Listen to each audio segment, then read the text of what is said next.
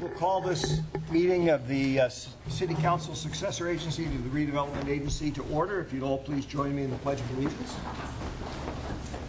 I pledge allegiance to the flag of the United States of America and to the republic for which it stands, one nation, under God, indivisible, with liberty and justice for all.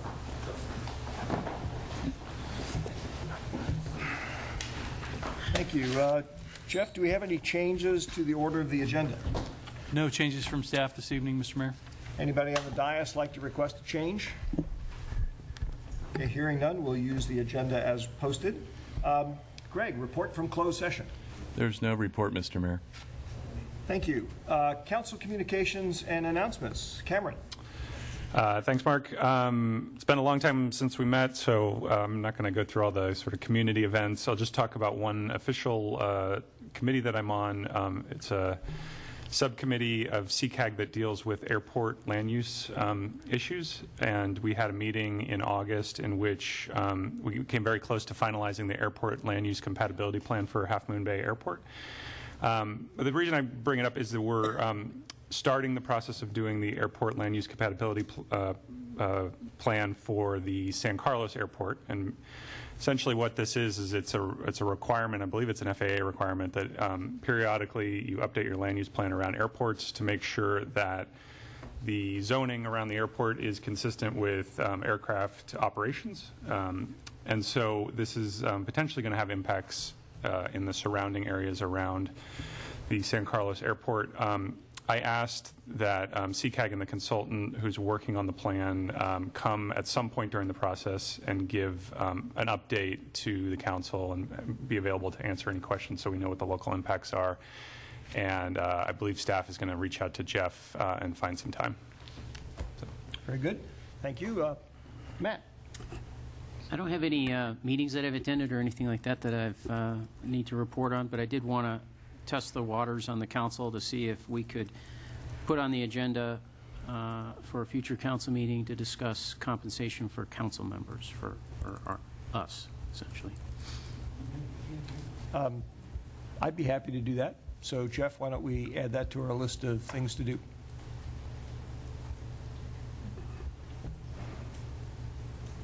Anything else, Matt? That's it. Bob. As Cameron said, there were a lot of things that happened in the last 6 weeks, but I won't go into them either. We had a Silicon Valley Clean Water meeting. We have a monthly meeting in that situation down at the plant down in Redwood Shores. There was just updates on different improvements that are going on at the plant, and a discussion about the 48-inch main, which is the biggest part of the project. And staff is still working with the local folks, especially in Redwood Shores, to see where this pipe's going to get laid. Part of it was going to go along Skyway, and as I think Jay, correct me if I'm wrong, I think we've moved out of Skyway and moved to possibly another spot, and they're trying to identify some new ways to do this that they've come upon in the last, say, month and a half, 2 months, that may impact the cost, lower the cost, and make it more efficient, and also make it less disruptive, because that is a huge project that's going to take a long time. So they're working on it, and every faith that it's going to work through, and in the next year or two we'll have that 48-inch pipe laid. Thank you, Bob. Ron? Thank you, Mr. Mayor. Just a couple things. I had a HART board meeting in July, and also we had a Four Corners Working Group subcommittee meeting on the 8th of August. And we got an update on the traffic study, which has been sort of an ongoing project studying ways to improve traffic around Carlmont and Tierra Linda schools. And I can report that they are making very good progress, and some original ideas are surfacing from that. The other thing I'd like to do, I'd like to ask that we find some time in our agenda and an upcoming agenda to agendize a video presentation by HART on ways cities can approach our affordable housing issues.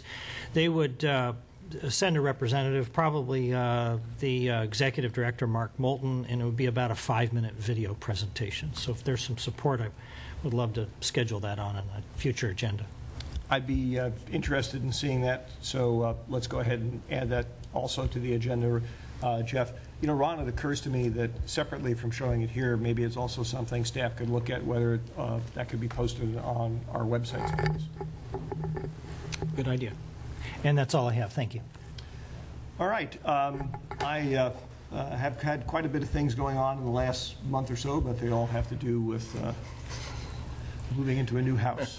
Since that has nothing to do with city business, although I will say the city process has been very helpful.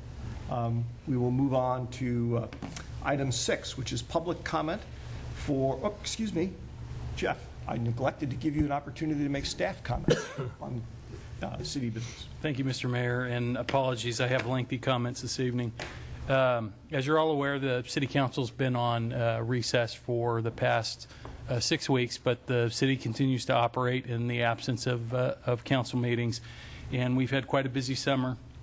In administration, we have had the ongoing City Council Chambers ADA fire sprinkler and remodel project happening. That project is on track to be completed towards the end of September, and the first meeting right now that we anticipate having back in there would be the first council meeting in October. Also over the break, the staff has purchased a software through a company called Peak Democracy to begin hosting what we're calling Share San Carlos, a open town hall online forum. We're going to be briefing the tech subcommittee of the council later this week and doing a presentation for the council in October when we get back into the new council chambers. We need the tech in the council chambers to be able to properly present it. In finance, the long-term financial plan and the year-end audit are underway. Human Resources has been particularly busy. They've been hiring a new Human Resources manager to replace Janet Bowe, who retired several months ago. A social media and volunteer coordinator has been hired with a start date in just the next couple of weeks. A new recreation coordinator, new maintenance workers. We've hired a new economic development coordinator as well. In the city clerk's office, we've had 3 volunteer group activities for park cleanups at Arguello and Vista Parks. And we've had 4 new commissioners oriented to join the city on both EDAC and the Planning Commission. In community development, we have kicked off the Landmark Hotel project with staff and developers and environmental consultants to discuss the public outreach process that will be taking place and details for EIR preparation, environmental impact report preparation. We've also received drawings just recently from Legacy Partner on the Transit Village, San Carlos Transit Village project that we're beginning to do design review on in preparation for the Planning Commission special meeting, which is scheduled for September 29th. The Planning Commission has approved a new 5-unit condominium project at 436 Laurel Street. We've completed outreach materials for upcoming public workshops on the housing element, which you're going to hear a little bit about at tonight's meeting.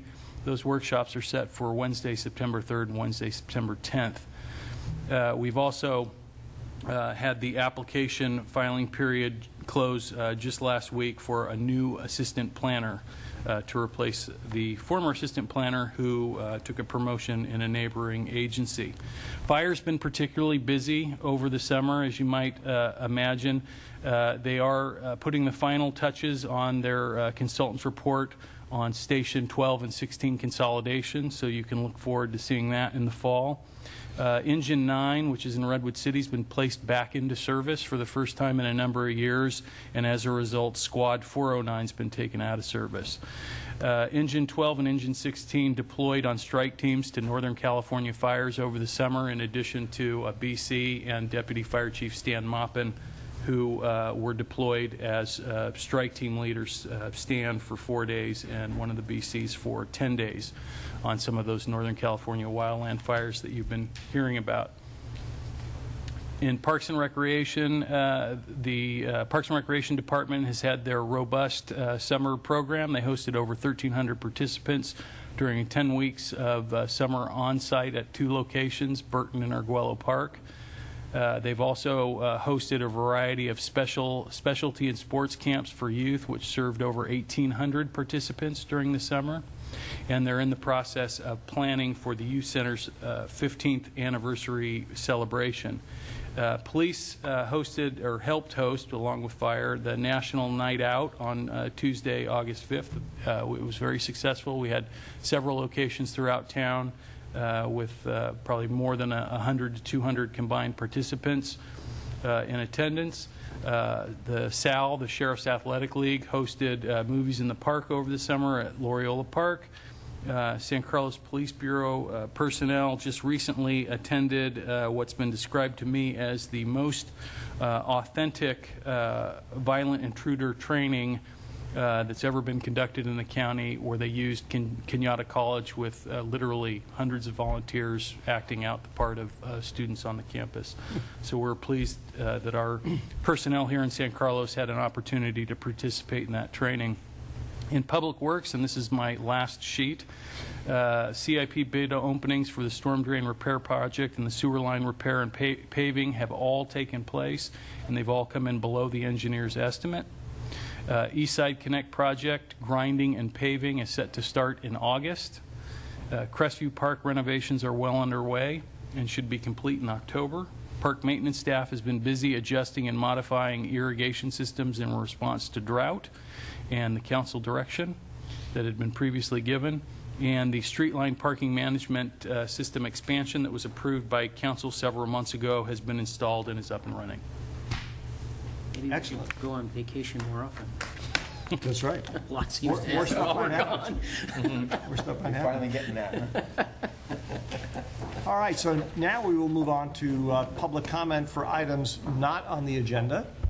If you have a comment on an item that is on the agenda, you'll be given an opportunity to speak at that when that item comes up. I have one card at this point from Will Holsinger from the Harbor District. Will, if you'd like to come up and address us. If anybody else wishes to address us on items not on the agenda, please fill out a card and give it to Crystal, and we'll get you processed.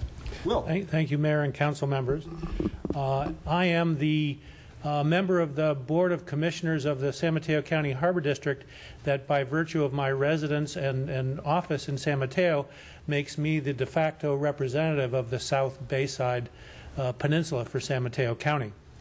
I also have the privilege to serve now as the treasurer for the board for the district. There has been some press and other reports that suggest that the Harbor District is not in good financial shape or is in questionable financial condition.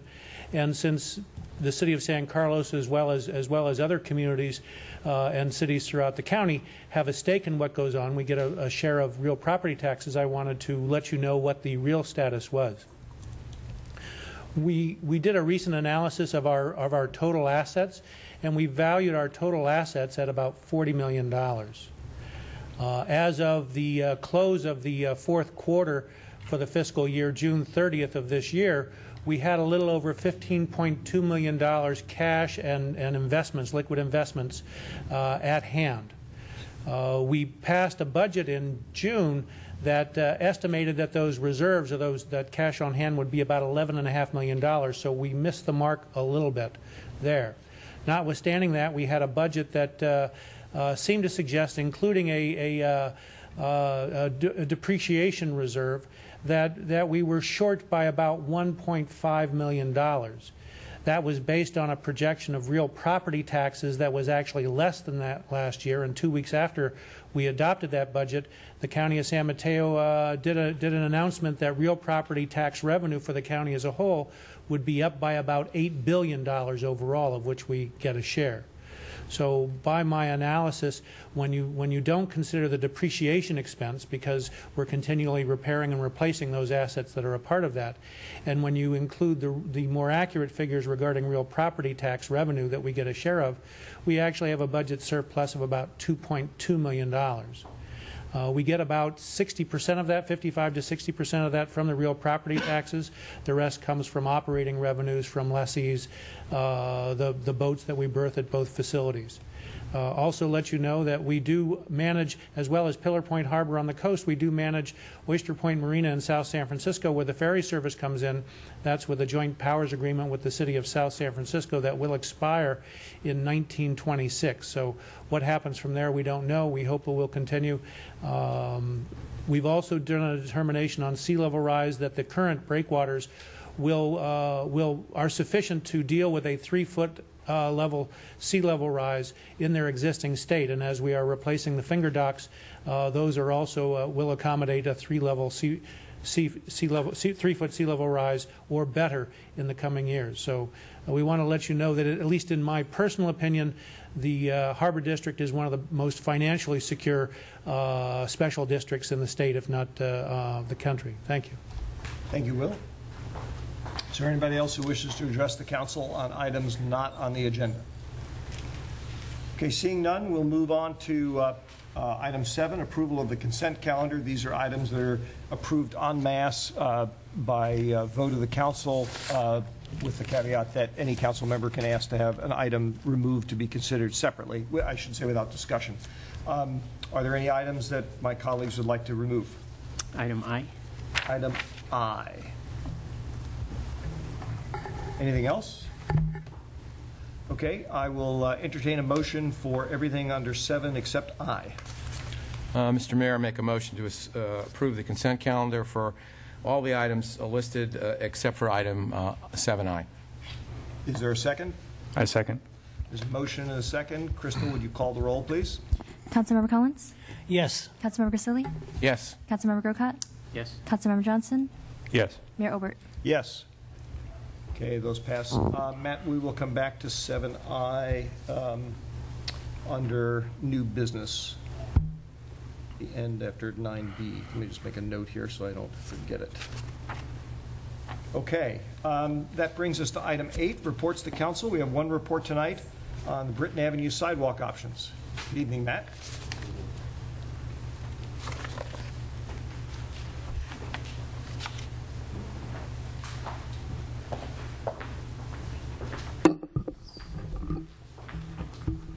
Good evening, Honorable Mayor, members of the council. My name is Matt Lee. I'm the city engineer. For you tonight, I wanted to discuss the Britton Avenue sidewalk options. As a little bit of background, back in April 2014, at the budget meeting, residents that was concerned about the lack of continuous sidewalk on Britton Avenue west of Alameda de los Pocos came before the council and expressed their concern. At that point, council directed staff to study the corridor and to provide specific alternatives. So what staff did was they went and took a look at the corridor that was suggested, and that was Britton Avenue between Alameda de los Pocos on the right to Milano Way. Looking at the terrain in that area, we've come up with the locations of where there were existing sidewalks marked in black. There seems to be a gap on the north side of Britton Avenue between Rogers Avenue and just west of Fairbanks Avenue. And on the south side, just west of Forest Lane, there seems to be a sidewalk gap. There's one lane of travel in each direction. The speed limit in that corridor is approximately 30 miles an hour. There's an 8-foot parking lane just west of Sunset Drive on the southbound side. There's 4 feet sidewalks, and there's approximately 1,500 lineal feet of sidewalk gaps. Looking back at the accident data, there's been 3 collisions since 2010, and the typical citations for that stretch of Britton Avenue is typically speeding, distracted driving, unsafe turns, and failure to signal, which is pretty common for streets of that corridor. So the alternatives that staff has been able to come up with are an alternative 1, which is creating sidewalks to fill in the gaps on both sides of the streets. Alternative 2, which is sidewalks on one side of the street to save cost. And alternative 3, which is a crosswalk connection to offer a contiguous crosswalk all the way down Britton Avenue. Alternative 4 is the as-is condition. So if we take a look at alternative 1, the areas highlighted in red would be the sidewalk gaps that this alternative would be filling in. It's approximately 1,500 lineal feet of new sidewalk. The total project construction cost is approximately $1.18 million to install sidewalks in these two locations. For alternative 2, with the sidewalk on one side of the street, staff has determined that putting the sidewalk on the north side was the shortest stretch of sidewalk gap, which is 680 lineal feet, and the total project cost for that is approximately $500,000. Alternative 3 is creating a crosswalk close to Sunset Drive, and it adds approximately 350 lineal feet of sidewalk, and it creates a crosswalk so that there can be a contiguous side path of travel for pedestrians coming from the north side, going down to the crosswalk and traveling on the south sidewalk. It would require some undergrounding of utilities just because of the power poles that are in the area competing for the space of the sidewalk. And that project cost came to a total of $591,000. And finally, there's alternative 4, which is the as-is condition. And that obviously is a zero cost. It's do nothing. So currently, the impacts of selecting either the first 3 alternatives themselves are that there's currently no approved CIP budget for sidewalk improvements in this budget cycle.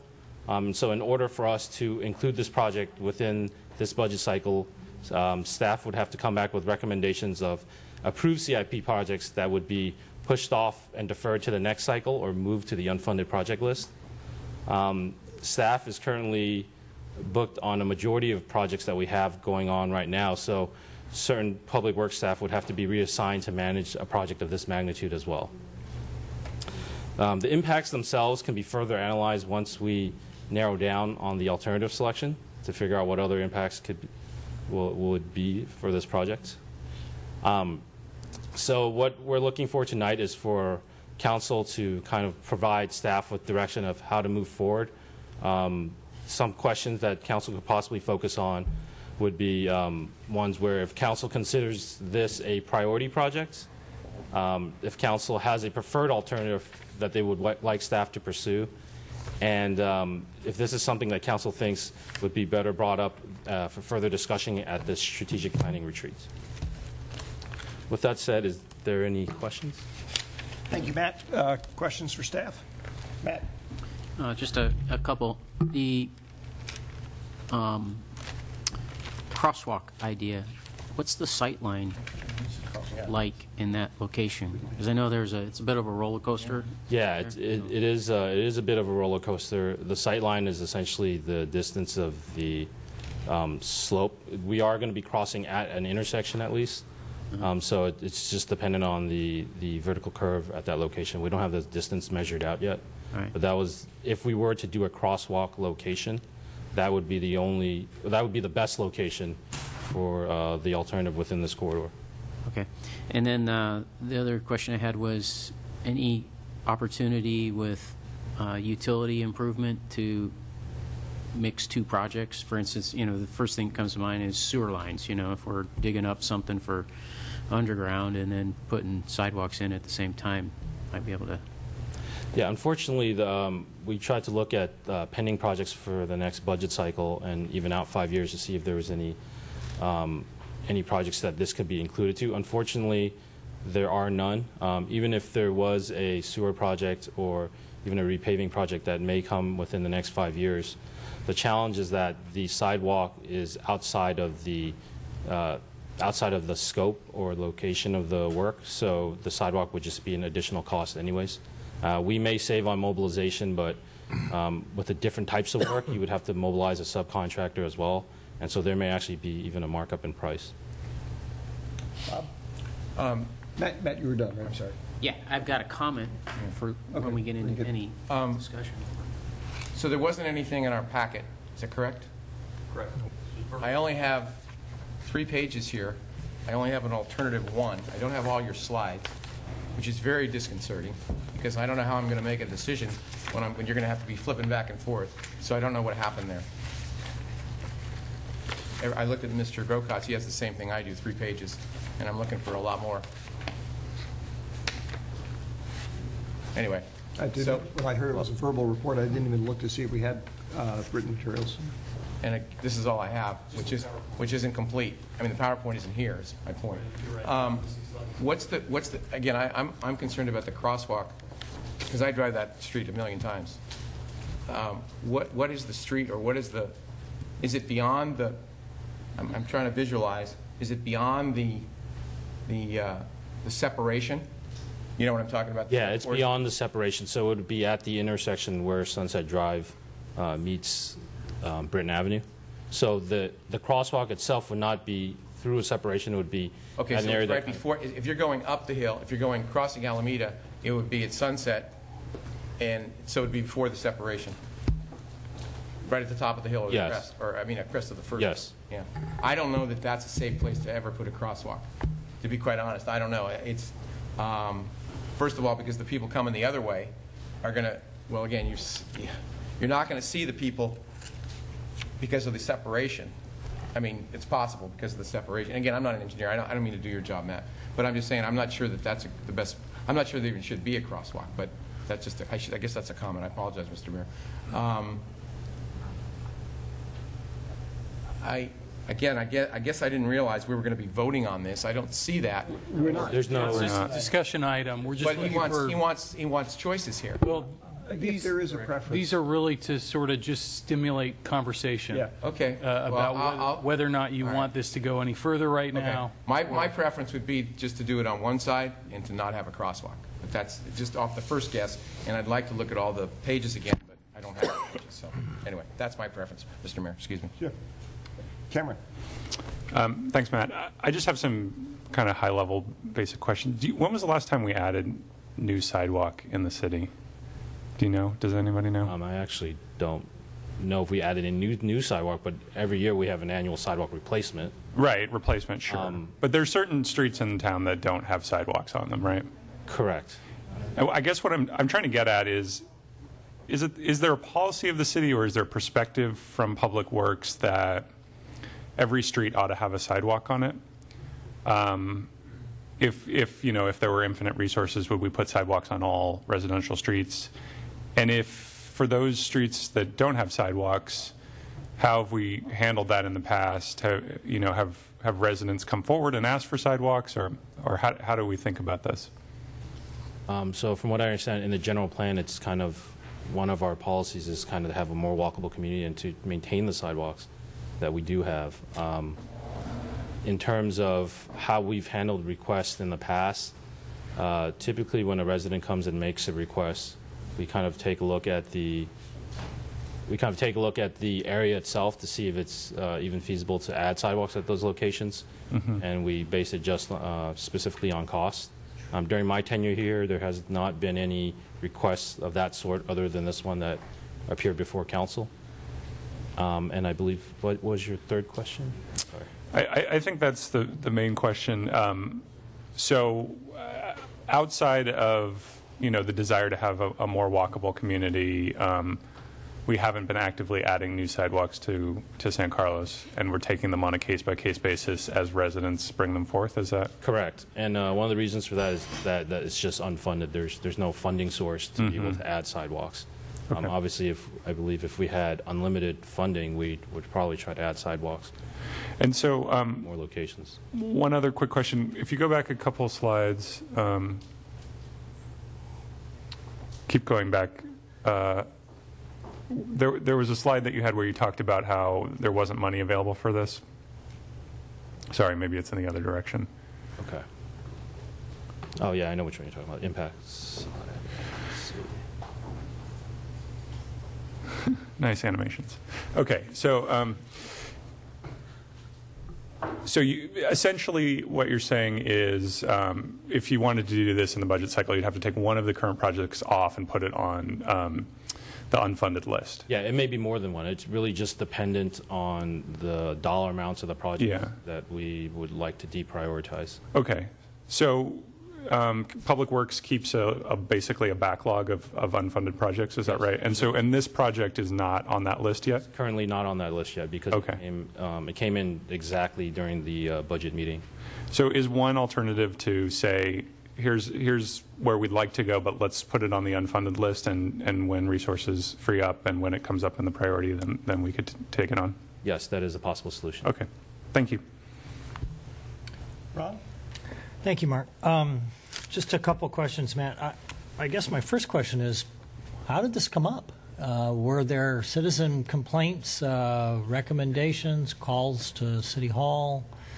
So there was one citizen that came to the April 28th budget meeting, and in public comment, she kind of expressed her concerns for the lack of sidewalk on Britain, and she made the point that it was kind of a main corridor leading down to the center of town, and so there's a lot of people that live on the west side that cannot technically walk their way safely down to the center of town or even to Burton Park, and so that was what caused the direction to staff to take a look at this and see if there's any alternatives that we could pursue. I do remember that now. So regarding the crosswalk, and I agree with my colleagues that having driven that roller coaster of a street so many times, what are the safety issues regarding a crosswalk there? Is that something that has been looked at? It hasn't been looked at into detail because we're just in the alternative phase and conceptually trying to find locations and alternatives for this project. The issue itself is essentially sight distance and the speed of vehicles approaching that crosswalk. So that Councilmember Grisilli did bring up a good point. It's something that we would have to look at as we dive further into the engineering of it if we decide to pursue that alternative. But at this point, that was brought up because staff was trying to present as many options as they could for council to kind of pick and choose what they wanted to move forward with. Right. And if I remember correctly, on the north side where that area is, that there's no sidewalk. I remember when I was walking precincts and parking there, it seems to me you'd probably have to take some property there, would you not? There are some retaining walls. I think, like if you look at Fairbanks Avenue over there, there's streets that seem to just end and they put a retaining wall there. We may have to move some of that retaining wall back to be able to place a sidewalk in place. Another option would be to narrow the travel way because the lane widths there are actually pretty wide, that we can accommodate a 4-foot sidewalk in that location on the north side. Would you have to take out parking? I don't believe there is some parking on that north side, but if there is, the configuration is set up in such a way that we may be able to just narrow the travel lane and still add a sidewalk in. Okay, thanks. Thank you, Matt. Just a couple of questions, and then we can have public comment if there is any, and some discussion. First, I'm trying to remember from the April 28th meeting, did we ask staff to analyze this? Yes, I believe so. Okay. Probably was me, and I don't remember it, but okay.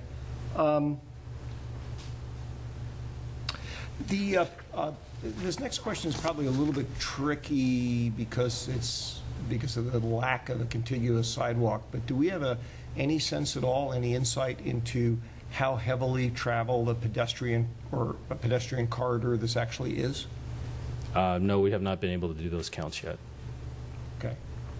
Do we have any anecdotal information? I mean, anecdotally, when I drive it, I don't tend to see people walking there, but again, that could be because there are no contiguous sidewalks. I would suspect anyone that wants a sidewalk in that location would say that a lot of people do travel down that area, but during my field visits to other sites, I have not observed anyone actually walking down that side. I commute that way every morning, and I do see a few people exercising up that street every morning, and it's usually the same people. I commute that way as well, and see a handful of people who do walk Britain. I see very, very few on this section of Britain. And again, that could be, as I said, because there's no contiguous sidewalk. It's not. Last question is, I know we talked before, there was some question earlier about when was the last time the city actually put sidewalks in. My understanding is that most, if not all, of the sidewalks in the city were built as part of the development of those areas. So whether it was commercial or residential, I always thought of it as sort of a condition of development. Somebody came in with a plan and we said, fine, you want to build a bunch of houses in the subdivision, you have to put sidewalks in, or a sidewalk in. Is that correct? Yes, pretty. Typically, yes. Typically, okay. All right. Thank you. Do we have any public comment on this item? I don't have any cards, but if anybody wishes to address the council on this. Okay, seeing none, discussion. Who would like to start? Matt, you said you had a comment. Yeah, just a couple things. Listening to the questions of the council and folks asking how this came up, I can tell you, somebody referenced, I think, walking precincts. I think Ron did. And I can think of every time that I campaigned and walked precincts, which isn't every time I campaigned, but every time that I did, every time you go up Britain and you knock on doors and you say, you know, I'm running for city council, they nearly grab you by the neck, down in that area anyways, close to the bottom, not maybe up the top, and say, we want a sidewalk. So I think there's a desire for it, and it's not just on Britain, it's also the streets that go between Britain and Melody, people in those neighborhoods there. So I think there's a desire for it, and I think also the mayor brings up a good point that in all probability, you don't see people walking there because they can't, and it's unsafe. I do think it's something that we should take up as a project, but if we're going to go to the BPAC, the countywide BPAC, and ask for funding, there's no way we could do it in this cycle. And we've already been told that it doesn't work for our own budget cycle that well. We'd have to knock off some other projects to try and fund it. So I think we should put it on a priority list, but we should put it through its normal process and timing so that we can go to the BPAC and ask for grant funding. This would be a super project for something like that. I'm sure it would score real well. We'd probably get grant funding. And then it would, like I say, that would also fit better with our own budget cycle of the next budget cycle. Maybe not the 2-year budget cycle. It may not work for that. That might be too long, but if we could look at it when we look at the budget the next time, I think it would be a good project to have on the list. Other comments? Cameron? So, I mean, I think it's a worthy project. I'm also remembering that there is access to Eaton Park off of Britain, and that's the time that I've actually most frequently walked down that street is come up through Eaton Park and then down to Britain and then around.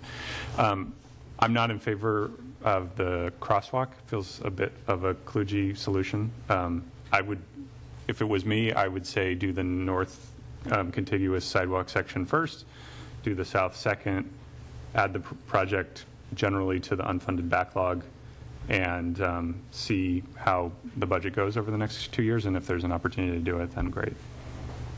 Sorry, Mr. Mayor, I forgot to give any preference, and that would be similar to what Cameron said. Just I would see just doing the north side, see how that goes, and I'm not even sure there would be a need for the south side. Yeah. So, other comments?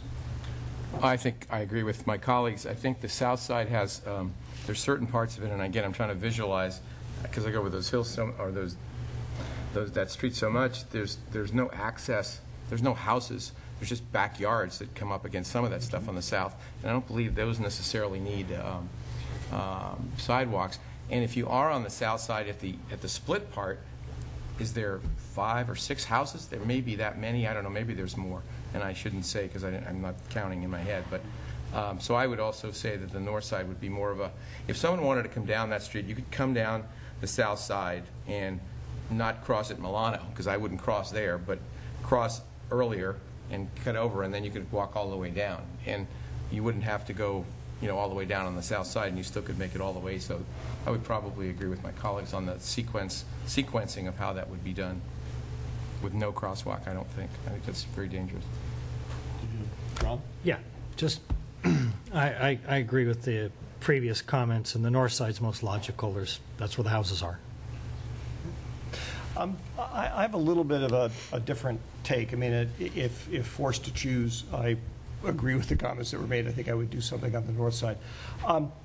The bigger issue to me, though, are a couple of things. One is, we did have some residents, a number of residents, come before us not too long ago on Cordilleras, basically asking, amongst other things, that we consider putting sidewalks in there. and we didn't. And I'm not trying to say this, we have to choose A versus B, but I think somebody else also mentioned earlier, there are quite a few places in the city where there are no sidewalks. My question before about how sidewalks are typically paid for as part of the development when a community is developed, that means effectively that's been rolled into the price that the developer has been charging homeowners when they buy homes there.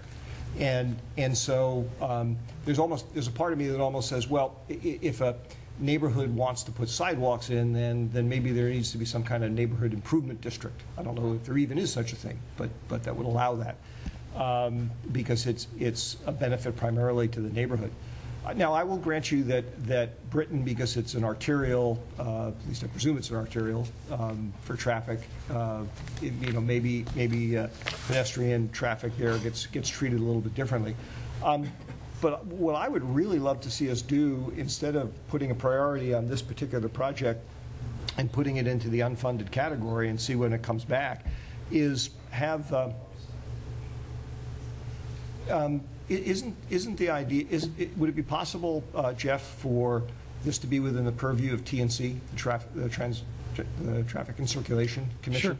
And basically ask them to look citywide and say, what are the priority areas that if we were going to put public money behind building sidewalks or put neighborhood improvement districts in or whatnot, come up with some proposals on that, rather than one-off deal with this. Just because I think the issue potentially is bigger. And I'd like to see more input from various parts of the community before we just pick one particular project that happens to come before us. Sure, that would be the purview of the council to direct TNC to work on putting a plan together like that. And speaking to your neighborhood assessment district, that an assessment district would typically be how you would fund a project of this nature, where you're adding a specific set of infrastructure.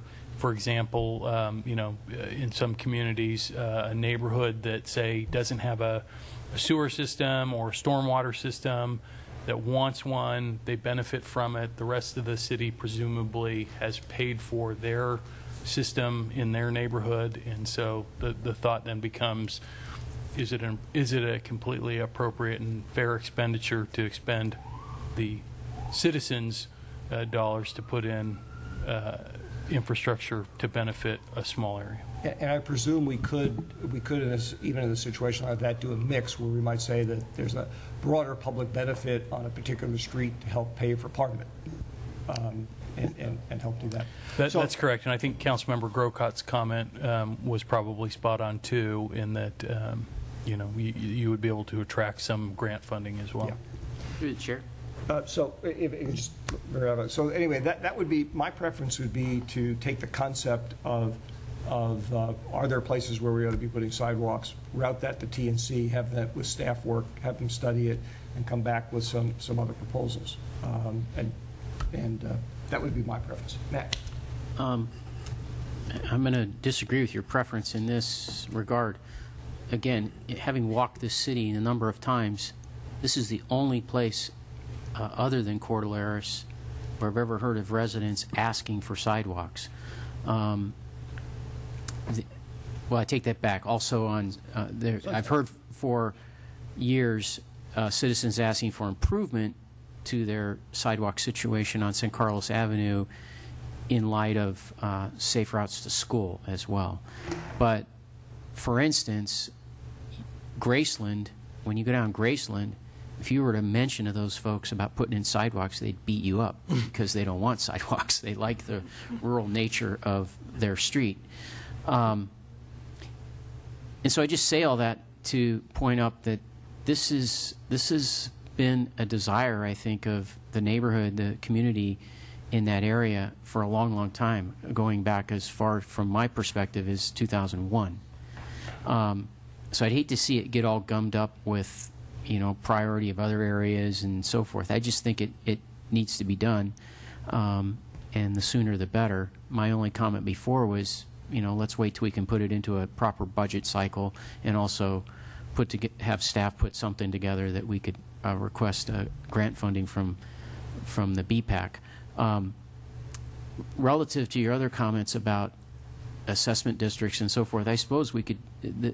we have a similar policy already that was used on Cordilleras when you wanted to put in speed humps and all those kind of things. We have a buy-in program, if you will, already, right, for communities that they have to put up so much for the application or something. There's some hurdle that they have to jump over before we just put in speed bumps or chokers or those kinds of things. I think we could treat it in a similar fashion. There would be, I don't believe there's a way right now to do that, but I understand what you're saying. Mm-hmm. If that was the desire of the council, we could explore a program like that. Okay. So I'm sorry, Mr. Mayor, I don't disagree entirely with your comments. I can understand having the community, the neighborhood pay for part of it and all those kind of things. I just, the thing I don't agree with is putting it out there with a priority list of other projects. We already actually have that. I mean, we've got a Chinese menu list of unfunded capital improvement projects. This one's come forward because the neighborhood has raised the issue. I guess the point I'd make is I'm not trying to put it, compete. Well, ultimately, it does compete against all other projects in the city. But we know that there are people on Cordilleras who want sidewalks. I think somebody in this discussion even said that on Sunset, some of those other streets in that area which don't have sidewalks, people want sidewalks. To me, the reason I was saying I just like to have a little bit more broad brush, not broad brush in terms of every possible project that affects pedestrians in the city, but the issue of sidewalks. Okay. But rather than belabor the issue, I mean, there's been a couple of different perspectives. One is basically, I would summarize by saying we're directing staff to go ahead and come back, put this in the queue for consideration for funding in a future cycle. And the other was related to that, but basically my idea of running it through T&C. So what's the general sense of the council? What would you like to do? May I ask a question? I'm sorry, Bob. Sorry, go ahead. Just my question is of staff, if we did, as the mayor is requesting, could it still make, do you think, make it to the BPAC next year for a funding request and through our budget process? Or we'd be, a review of our 2-year budget for next year? Well, my guess is if we ask TNC to conduct a citywide analysis of sidewalk need, for lack of a better term, we're going to be coming back to the council for an appropriation. I expect, I don't have any figures right now, but I expect there's going to be some costs associated with that. And, we'd begin to move forward that way, make that presentation to council. To be honest, I'm not sure. When you say next year, what's the actual cycle? Is it a fiscal year or a calendar year? Well, I guess the next time we look at the budget would be July? We'll look at the budget again. We'll have the mid-cycle review around May, June. So as long as I could agree with the mayor as long as it doesn't hold up the potential of the project, like going to the BPAC next year for. Yeah, I'm flying blind a little bit to be able to tell you how long it's going to take. It's going to take however long it's going to take to do the analysis. It's a fair amount of time, but through the chair, that's the question I have. Is I know nobody can put a timeline on it, but there's a lot of if you drive up San Carlos Avenue and take a right-hand turn at Wellington and go up into the hills up there, there's a lot of places that don't have sidewalks. They may want them. And Sunset may want it also, and I'm familiar with Sunset, more. The streets aren't wide enough. That's correct. There's many places where sidewalks wouldn't be allowed because they don't meet I guess the my safety point is, how long is it standard going of to the take somebody to? And maybe there's a giant map, and you can easily pick it out. Believe me, maybe there's a computer printout or something, and you just go boom. Oh, it takes 5 minutes. But I don't know what it's going to take to go to every street in this city. There's a lot of streets that don't have sidewalks. Sure, it would be a significant analysis, not monumental, but significant in nature to study all the sidewalks. Either our staff does it, that means they don't do something else because they're doing that, or we have to hire a consultant to do it, which costs money to do, which probably is what you do because whatever. That is what we do. Yeah, I don't. personally, I don't see the demand, because if I lived on a certain street, I'd love a sidewalk. But there are certain streets you can't have I mean, in my opinion, and I'm not an engineer, that you can't have, having driven, like Matt said, walked and driven some of these, you can't have a sidewalk. And that's what I'm just concerned, that we're going to either spend money for something that, well, whatever. I'm not sure I agree with that part of the proposal. Well, perhaps then the question isn't whether or not we submit this to TNC for study, but whether or not we bring back an item to the council that would detail what a study would cost, how long it would take as a next step, as opposed to just saying we're going to do it. Maybe Well, what you're that's saying what I'd is like to see. Just we'd see, like to and see if it's certain what dollars, because that's a project in and of itself, Yeah. community-wide. right. I personally, that's just my opinion, that I'd like to see that before we give direction to TNC, because again, that's going to be to staff, and then they're going to have to go out and do it. Right. Anyway, I don't know whether it's $10,000 or $1,000 or $500,000. I don't either. I don't either. Okay. Other comments? Cameron? So I found a number of your comments persuasive, Mark.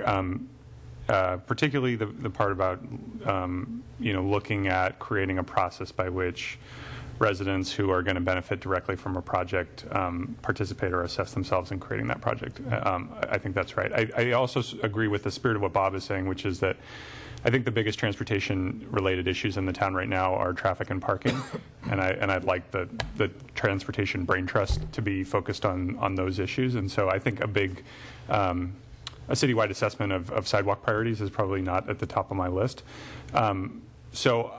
I think for me, what I'm most interested in would be if indeed we say that the policy is, if we're going to build additional sidewalks, that the residents have to have some process by which they would agree to that and assess themselves or whatever that is. I think it would be fruitful, let's say medium level priority of creating that process. The inventory is sort of beside the point, which is to say that if there are specific residents who are really excited about a sidewalk, then we can point them to a process by which they can get that started. So that's kind of where I come down. Okay. Ron?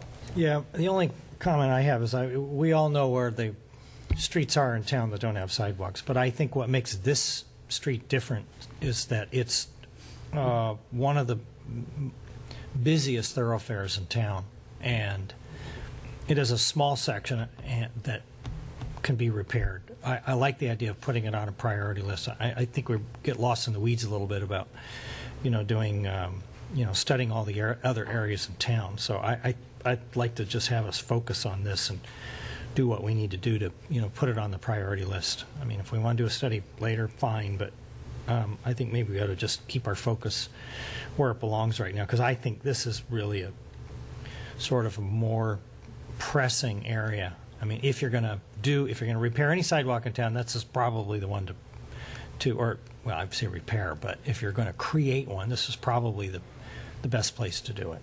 I have a funny feeling the people on Cordilleras would probably argue that theirs is pretty important too. I'm not trying to be facetious. I honestly think from the comments they would say the same thing. Yeah, I understand. Mr. Mayor, can I just make a comment? Yes. I'm just bringing you back to the agenda item tonight, and I've kind of let you talk about other things because they were in context, but really the only action tonight is on this Britton Avenue segment. And you can give direction to staff to bring other items back. If you've got, as a council, you can do that, but just tonight there's only one item on. Well, let's. I'm not quite sure where the balance point is here. I think the balance point is that there's slightly more interest in just moving forward with this as a single thing. I did hear several people, myself included, say that they'd like staff to come back with a proposal of what it would take to look at a somewhat broader view. But what is the sense of the council? We've sort of been all over the place on this, which is fine. I'm just trying to figure out what we tell staff. Or perhaps. You want me to take a stab at it? Sure.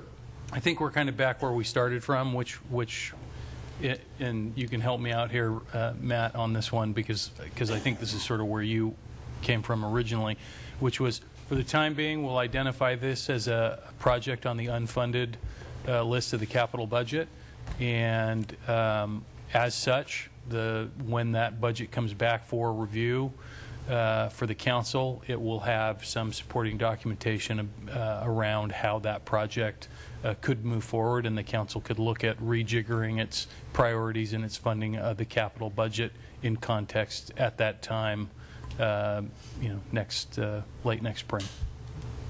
Does that sound reasonable to everybody? I like that. Cameron? Okay, all right. Good. That brings us to item 9A, under new business, consideration of the request of the property owner of 2048 Eucalyptus to have the city of San Carlos remove 2 trees from the parking strip and restore the damaged sidewalk. Jay, good evening.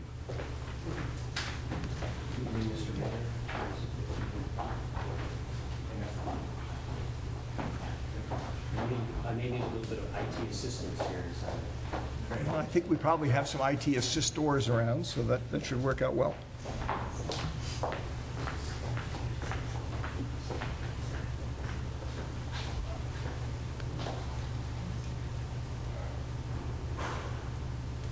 Just to let you know, Matt's going to give us the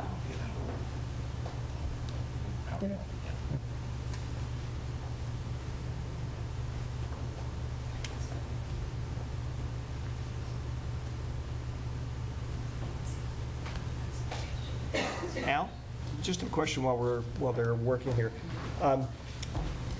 I should have thought of this before, but did the item 9B, consideration of accepting the housing element, we actually have before 10A, the receive a status report on the housing element update process. So that's probably backwards, right? Or do you actually want us to accept it before you give us the update? Accept before the update. You do want us to accept before the Yeah, update? that's right. I think it's fine, yeah. I mean, that one is a mandatory thing. That first one is mandatory. Okay. All right. The second one isn't, it's just a report and then get some feedback. Got it. Okay, thanks.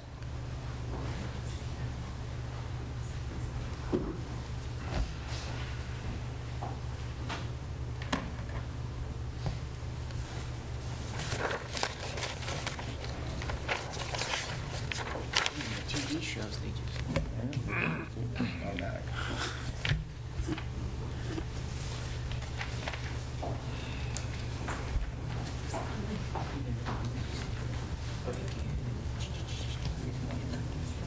Here, watch.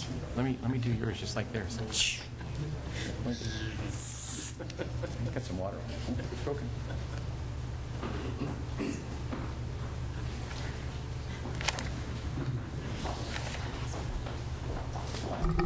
That's why Jasmine has a job. That's right.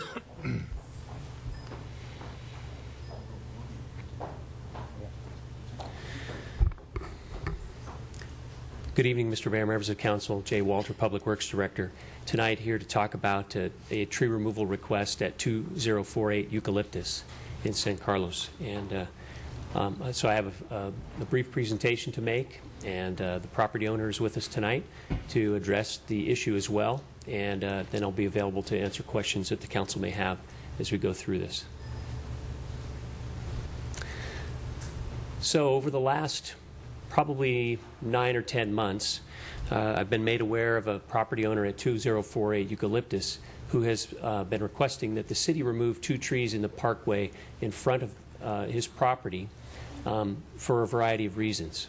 The trees are a nuisance as they drop leaves and fruit.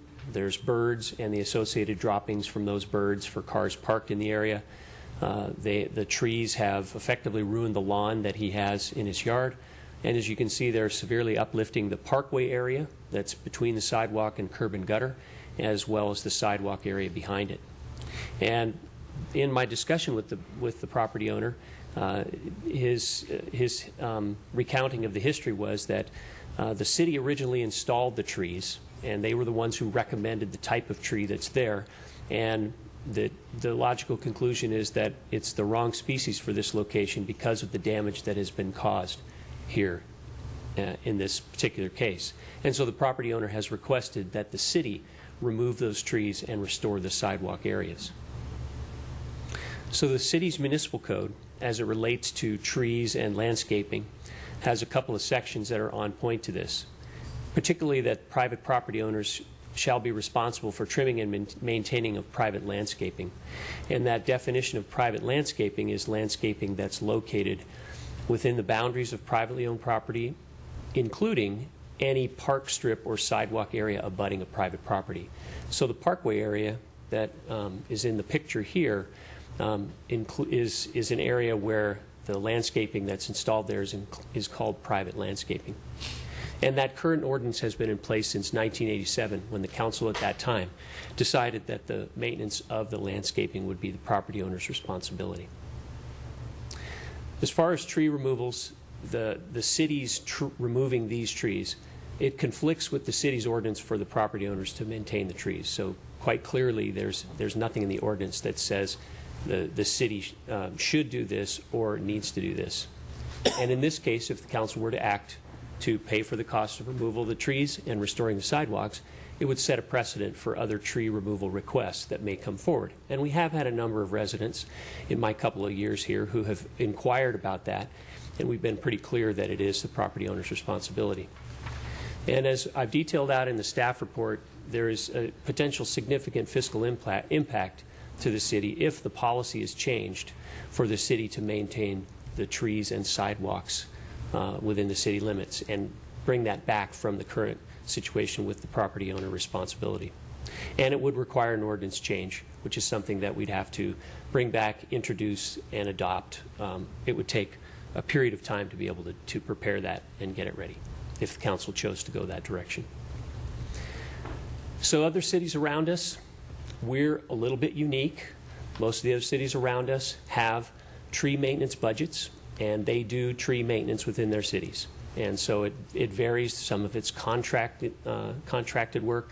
Some of it is done with tree crews, park maintenance workers. But other cities around us do have budgets to maintain trees. So it's not to say that it isn't. It's unusual. Again, the change would require a significant budget augmentation for maintenance and liability. We looked at the possibility, and I listed in your staff report, of potentially in the range of $200,000 per year for a tree trimming budget, and between $50,000 and $100,000 a year from a liability standpoint based on claims that are experienced with claims on an annual basis. We would, if council chooses to go down a path where you want to consider changing the ordinance, we'd like some time for investigation so that we can determine costs and the obligations before going forward with a recommendation. And as I would look at that, it would take several months to come back with that. One thing to remember, though, tree maintenance, in my mind at least, is a part of home ownership. And so anybody who has a home, particularly with trees, especially large trees, knows the value that they can add to their property, but also knows that they come with some headaches. During the certain times of year, deciduous trees drop lots of leaves, and people can get tired of cleaning up leaves. There can be fruit. There can be other kinds of things that happen that come along with the fact that you have trees on your property. So it's something to consider, that it's as much a part of having a house, having landscaping, that you know you have to take care of. So tonight's action, we're asking that the council deny the request of the property owner at 2048 Eucalyptus to have the city of San Carlos pay for the removal of the trees and the restoration of the sidewalk. And the reason for that is because we do not have current ordinance language that supports that. So the city attorney can perhaps clarify that, but I don't believe we have a legal action for the council to take to simply say we'll pay for the costs of removing the trees and restoring the sidewalks.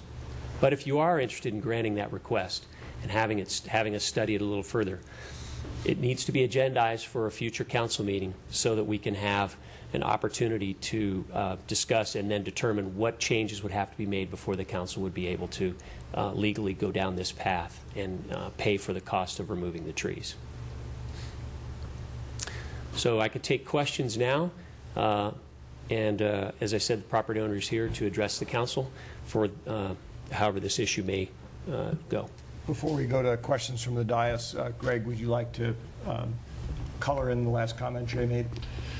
Mr. Mayor and council members, the allocation of the responsibility for the private landscaping in the ordinance does not have in it a procedure whereby the city would take responsibility for that. So the precedent-setting part of it is we'd be on an ad hoc basis, basically looking at people who come in, this is the concern anyway, people come in who don't like the trees in front of their house, coming to the council or coming to staff asking for relief from that requirement that's in law.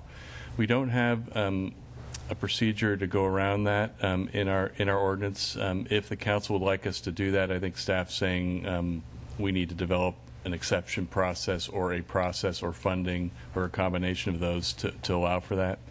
It raises an issue that's also settled in the law about gift of public funds. So since we have a law that says it's the owner's responsibility, if we go against that and start to grant relief at some cost to the city, we have an issue of a gift of public funds if we don't have an ordinance that allows it. Thank you, Greg. Questions for staff? Yeah, I have a couple. When the trees were put in, did the homeowners, were they given a list of, we're offering these species of trees, or did this, who determined that particular kind of tree would go in? As I understand it, and the property owner can perhaps clarify, but the city recommended this type of tree, and it was not at least intimated to the property owner at all that the trees would be the type of trees that have created his problems. That is, lots of litter, lots of other kind of associated maintenance headaches that go along with them. So as I understand it, the city selected the tree species, recommended them to go into those spots.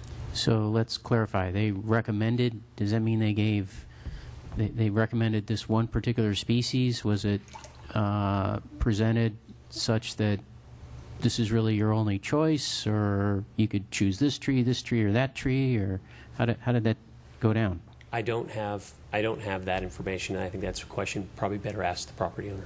Okay.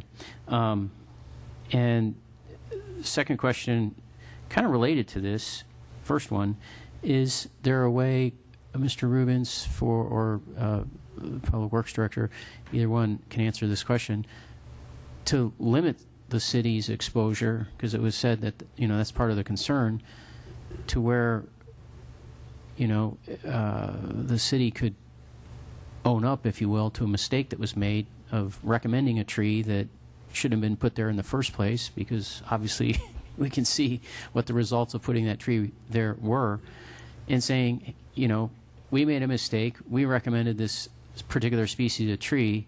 If you have this tree in your front yard that we recommended and it's causing this kind of damage, we'll come and take it out for you. You'll have to pay for new trees or whatever other expenses, but we'll at least fix our wrong, which was to recommend the tree in the first place, and we'll take them out.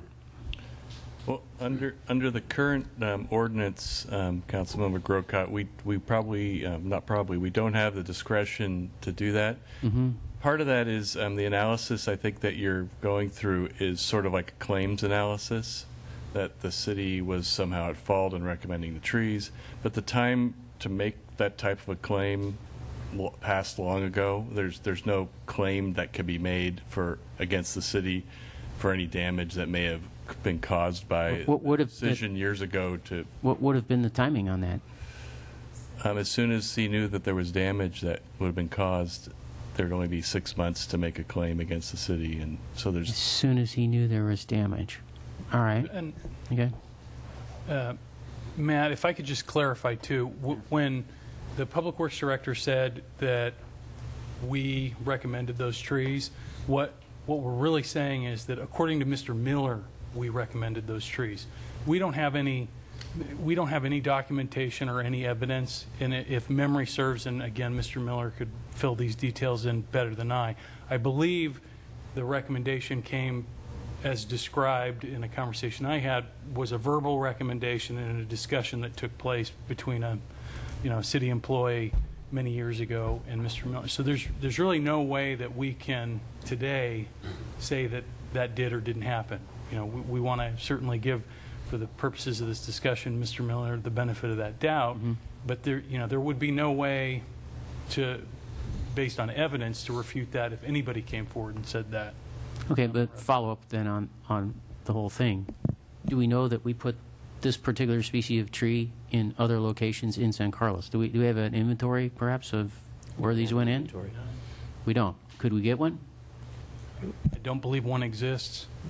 This is going back more than Well, I 30 years guess these trees either exist or they don't. I mean, are these the only two trees in all of San Carlos that are this species that we were party to them going in, well, or not? If recollection serves, we did not plant these trees. Okay. According, again, to the version of facts that I've heard, when these trees were planted, they were based on a recommendation that a city employee, almost in an on-the-street conversation, made with this homeowner. So there are no records to go back and look at this point, this many decades after the fact.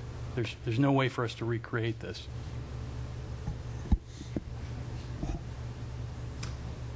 Bob? You indicated in your PowerPoint there, it said other cities around San Carlos maintain trees, but other cities don't. In other words, you didn't say all cities around San Carlos maintain trees. So I guess there's some that don't. Right, and we just did kind of a search along the peninsula, and I think we had 5 cities around us that essentially had tree maintenance responsibilities, and that was the extent of where we went. So you didn't see whether out of the 20 cities in the peninsula, how many of them had this or not? No, we did not. But your assumption is that some probably are like us, but maybe only 1 or 2, or who knows? But your assumption would be that at least one other city besides San Carlos would have this. Yes, in my experience in public works with cities, there is a good split between cities that do maintain trees and cities that don't. Okay. The other question is tree. I'm not an arborist or a tree person, but I remember when I grew up in Burlingame, there was a small little sapling tree in front of our house in 1952. When my father sold that house in 1973, it was a little bigger tree, and some of the roots were starting to move. It wasn't a fruit tree. So I guess my question is, over a span of time of 25 or 30 years, are there trees? I guess maybe there's one right there, but I don't know how old that tree is. I doubt it's 25 years old. The third one that I see in the picture. Aren't most trees going to have if they're there long enough, going to kick up roots and kick up lawn and kick up sidewalks?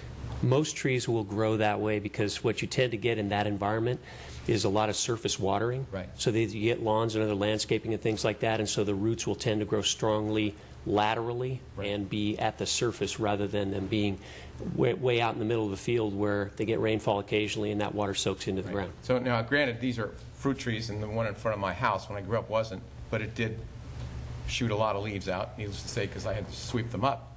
But the point is, I'm just trying to make sure everybody understands that it's not just this kind of a tree that kicks up roots. There's almost, I shouldn't say every kind, but many kinds of trees that kick up roots if you wait 25 or 30 years in this environment. That's a correct statement, Okay, yes. just Many wanna make trees will sure. do that. That's all I have, Mr. Mayor, at this point. Okay. Cameron, any questions? Ron, any questions? I don't have any questions. Jay, I just have one quick question regarding the sidewalk. Is the sidewalk there, or has it recently been on our repair list? You know the list I'm talking about. Yes, I do, and I'm not recalling. We could probably check that out fairly quickly, but I don't recall if that one is on the list for the next project coming. Well, I mean, I guess maybe the short answer is it couldn't have been on the one that you just finished, because if it was, it would have been repaired. That's right. Okay. So maybe it's coming up, maybe it's not, but it hasn't, as of yet, been on the repair list. That's right. Okay.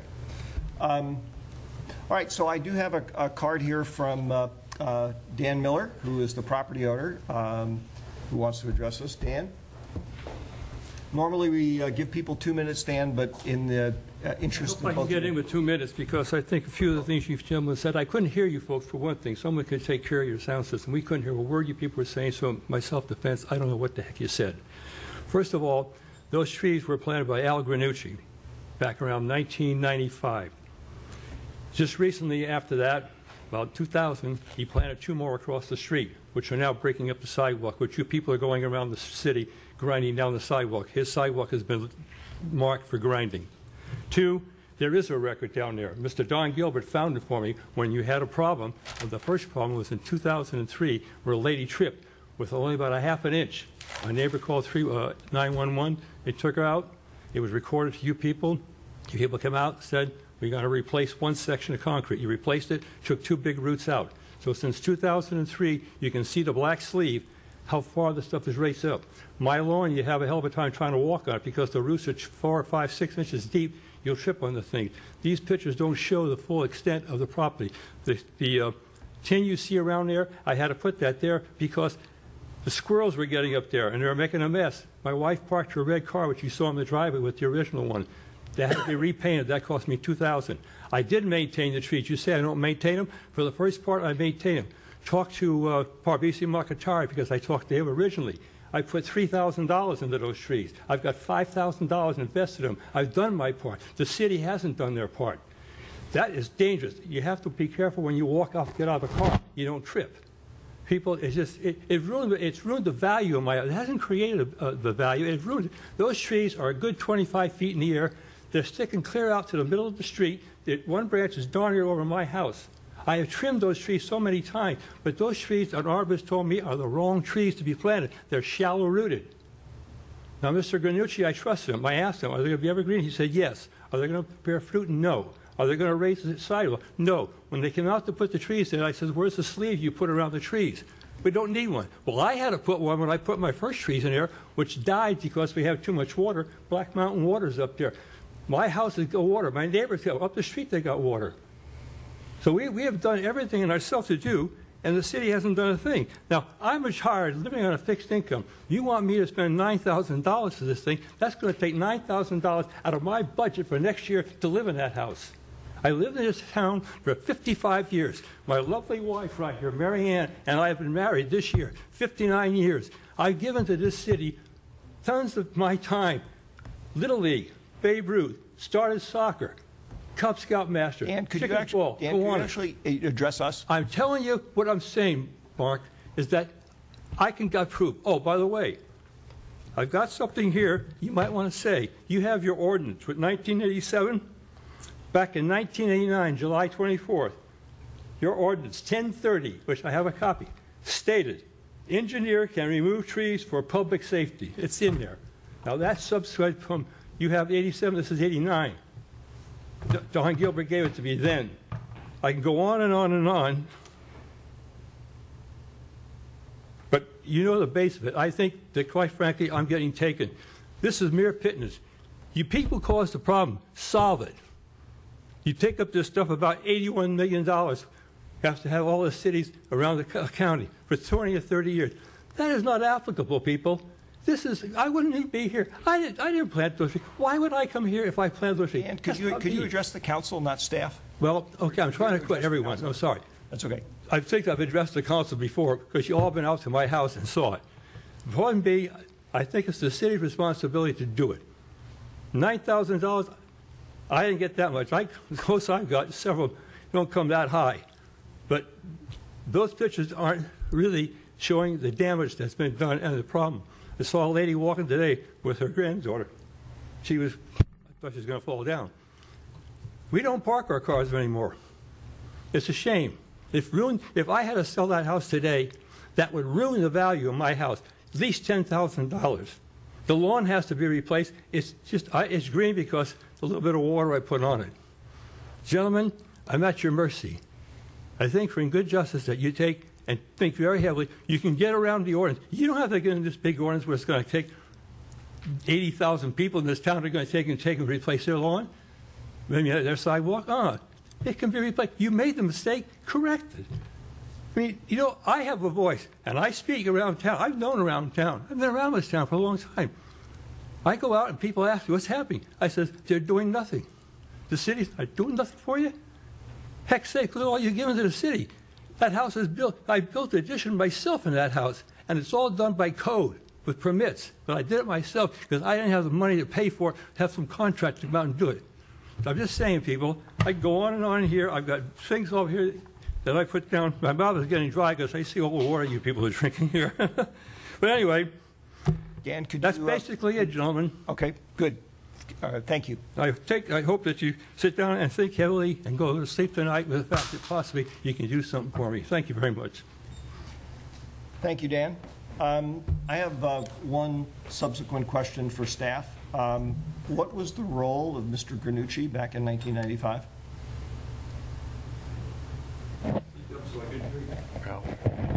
I've been told he was the police chief. That was Jim Granucci. That's Jim Granucci. Granucci. Al was his brother. Al was his brother.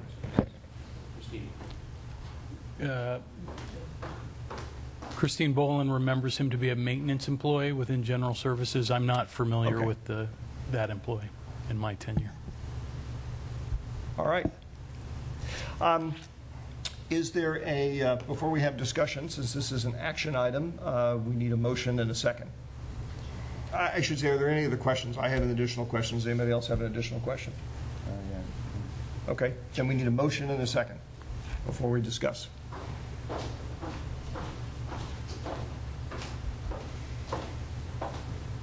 Well, because it's Robert's, just so Mr. Miller understands. Do you understand that we have to have a motion, whether we vote or not on it? We have to have a motion before we discuss it, okay? So one of us may make a motion which we may vote against or vote for. Even though we make it, we may not vote for it. Do you understand that? Okay, so I'll make the motion to follow staff's recommendations to deny the claim. All right, is there a second? I'll second. There's a motion and a second, so discussion. I'll lead off here. I do very much feel for the situation that Mr. Miller is in. I've met with Dan at least twice, maybe 3 times. I don't remember exactly. I know one of those times he came out to my construction site. In those conversations, what he explained to me was that he had had years ago some significant problems getting trees to grow in the parking strip. And he had tried several times to plant trees that didn't, I guess, take. And that he had asked the city, I guess this Mr. Granucci, Al Granucci, for recommendations and whether the city had any trees. And he was told that they did have some trees that he could have if he wanted.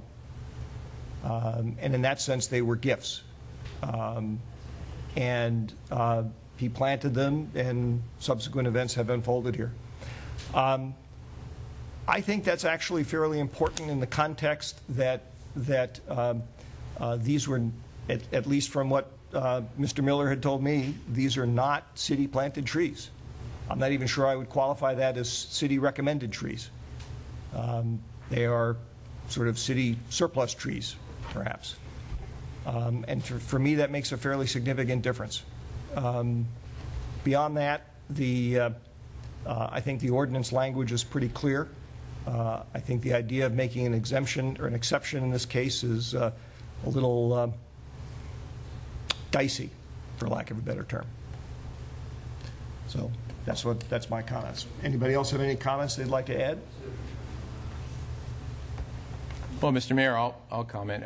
The difficulty I have with any of this situation when we come up to it is the precedent that we set. If we can change the ordinance, there's no question about that, and then we would have X dollars that we would have to initiate to spend every year. There are trees on every street. I shouldn't say that. There are trees all over the city that perhaps people would rather not have in their front yard, despite the fact that perhaps they might, some people think they might improve their property value. But the difficulty is that if we go down, first of all, according to city attorney, and I value his comments, there's no way today we could say tomorrow those go. We'd have to go through the process to change the ordinance. That's why we have the ordinances. That's why we have the laws. But if we do that, I anticipate a large amount of folks that are going to say, okay, well, then it's my tree. And the uniqueness, this is obviously one of the cases that has a situation that obviously there's a lot of damage there. But as I asked our Public Works Director earlier, what tree, and again, maybe there are some, and I'm not an arborist, what trees can you plant that after 25 years, and I'm going to eliminate the fruit for a minute. Let's just assume there isn't a fruit situation here. What tree after 25 or 30 years isn't going to kick up the side part of it? I don't know. Maybe there are some that have roots that don't work. I don't know that. But every tree I've ever seen that's lasted 25 or 30 years has a lot of roots to it. So you're going to have the same situation 25 years from now. So it's difficult for me to pick this out. And I spoke to Mr. Miller, and I went out there and looked at it and spoke to him. And believe me, his sincerity is tantamount. Believe me, I'm not disagreeing with anything he says, but we have to up here decide for the whole city. And I think this is not necessarily a slope that we want to go down if we change it on this one. So, Okay. Any other comments on the dais? Matt? Just that, for one, there are trees, you're right, Bob, that, and I don't know. yeah, there are trees, most trees are going to eventually, in this kind of environment, do what this is doing, but there are ways, A, to plant them that it won't do that. You can put hats on them before you put them in, or as you're putting them in, that help prevent the roots from coming up. You can put pipes in the ground where you irrigate the water Normally more not done, though, deeply. when you're No, it is done. I mean, if you look at trees that go in urban environments, they often, the people who plant them often put a pipe in, and that the intent of that pipe is to deep water the tree and train the roots to go down. And once the roots go down and find groundwater, that's where they get their water from. I'll take your So word for it. that that's what you do. These trees obviously don't belong in this situation. I don't really know the whole story, I don't think, on how these were put in. What Mr. Olbert said he heard and what I heard are two different accounts, but I'm not, that can often happen when somebody's talking to one person and then talking to somebody else later, you can get a different account. Personally, I just feel like there does seem to be city involvement in this, and we should take the upside and find a way. I know, everyone's telling us that we can't, and we have to do it for the whole town and so forth. Mr. Miller even mentioned some ordinance. I don't even know if it exists or used to exist and doesn't anymore, or what the situation is. But I just think if we wanted to find a way to right this situation, we could. I really believe we could, and I really believe we ought to. But I don't know that the will's here on the council to do it. So, Well, just as a brief comment on your comments, Matt. For me, it's not a matter of will, and as you said, you may have been told something different from what I was. I have to go based on what I've heard. And based on what I've heard, I would not describe, in the totality of what I heard, I would not describe the city as having either involvement or committed an error in this process. So for me, based on what I've heard, there's no wrong to be righted, at least on the part of the city. Other comments? Cameron? So I'm going to echo a lot of what Bob said, and I went by and talked to Mr. Miller as well, and I think this is a very difficult situation. I think it's a very unique situation, and I feel for Mr. Miller. But that being said, my perspective on it is that ultimately, even if the city recommended trees, even if a city employee installed trees, it's still the responsibility of the property owner for the final decision about his or her property. And if indeed there was a wrong, there was a time and place to seek, legal action or redress for that. But it's not a clear-cut case, and it is a difficult situation. But I think ultimately the right decision here is not to set a precedent where we're going outside of the established precedents that we have and the ordinances that we have. So I know that's not what you want to hear, and I apologize for that. But I wanted to tell you my perspective. Ron? Yeah. No. The reason, what I wanted to say was that I'm partly responsible for this item appearing on the agenda, and the reason I recommended agendizing it is because I wanted to have a public discussion on the financial exposure a city like us, like our city faces when we have a situation like this, and we have an ordinance. It's, for better or worse, it's the ordinance, and failing to follow it really does kind of open us up. And it really comes down to an open-ended liability, and that's just not something that we can really afford. But one of the things I would hope that comes out of this is that we do work on some relief. Maybe we create some sort of a tree fund or something that people can ask for grants. That may be something that we can talk about at our strategic planning retreat in a few weeks, so that maybe that there is a process by which people can find a way to get help in taking their trees out, and that also limits our liability without violating our ordinance short of changing it. So maybe we could get creative and provide some relief in some sort of organized, limited way that doesn't leave us open.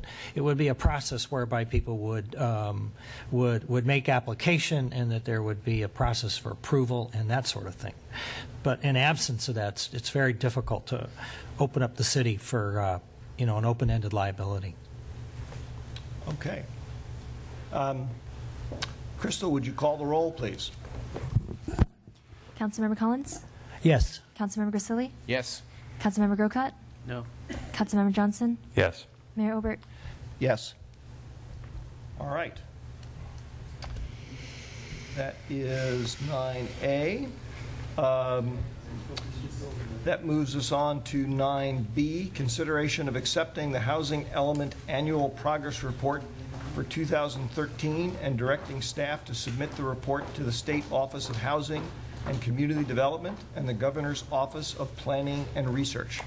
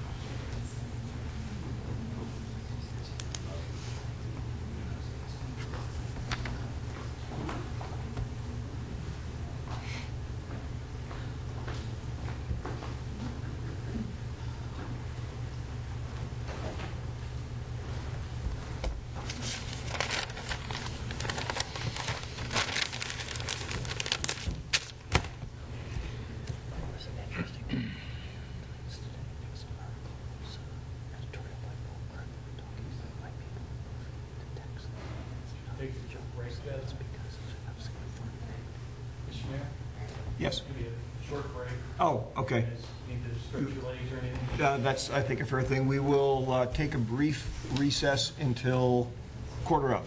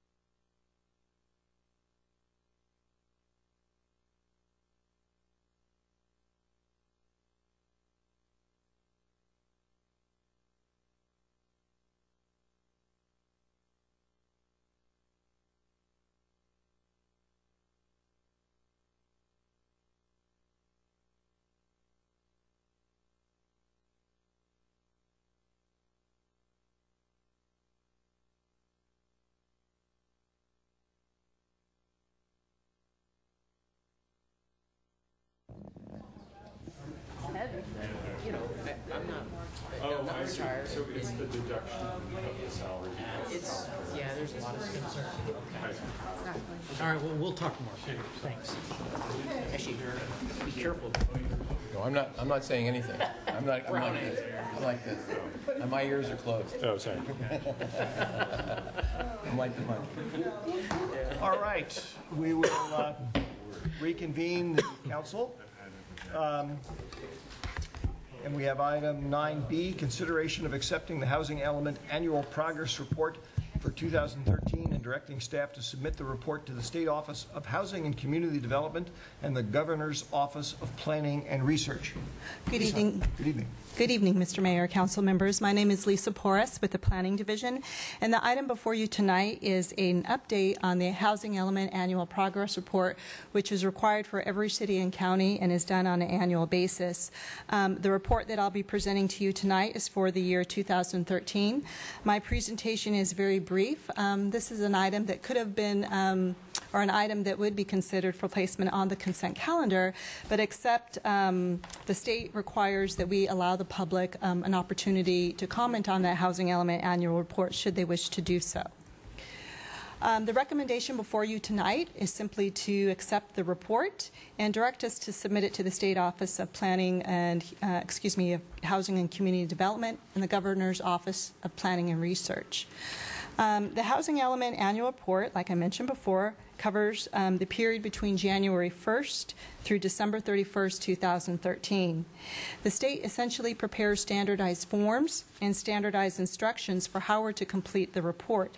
So in your attachment, the tables that are provided are simply what staff is directed to complete for the state. The annual reports essentially gather information in three primary areas. The first is to collect annual building permit activity throughout the year, and also to determine if any units have been rehabilitated, preserved, or acquired during that time.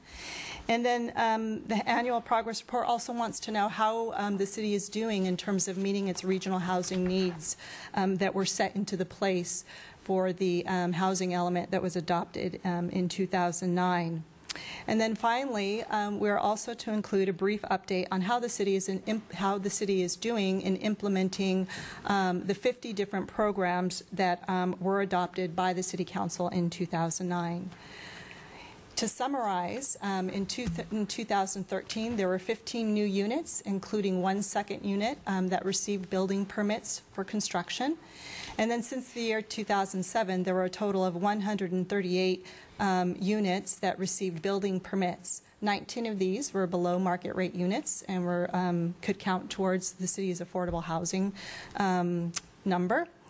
And then out of the 50 programs that were adopted back in 2009, I would say that the city has done a very good job in implementing many of those programs. I would say mostly all of them have been implemented through the city's update of its zoning ordinance back in 2011.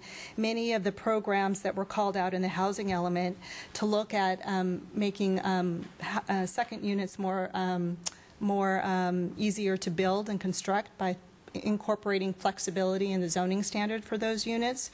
Those were done with the 2011 zoning ordinance update. We also looked at reducing our parking requirements in strategic areas in the city, notably the downtown.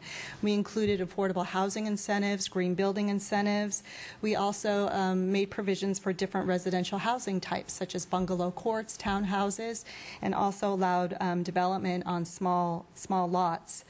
Provisions for how that would occur.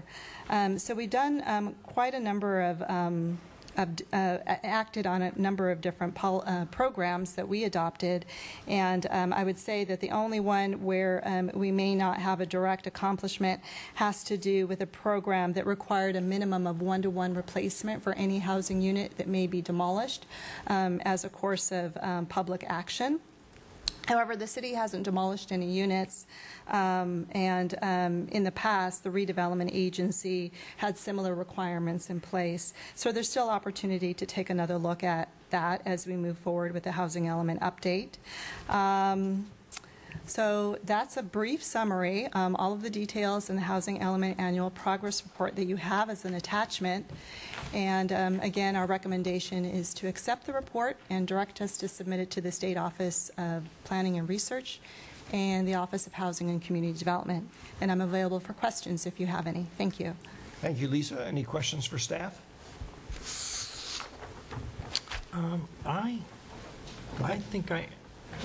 Thank you, Mr. Mayor.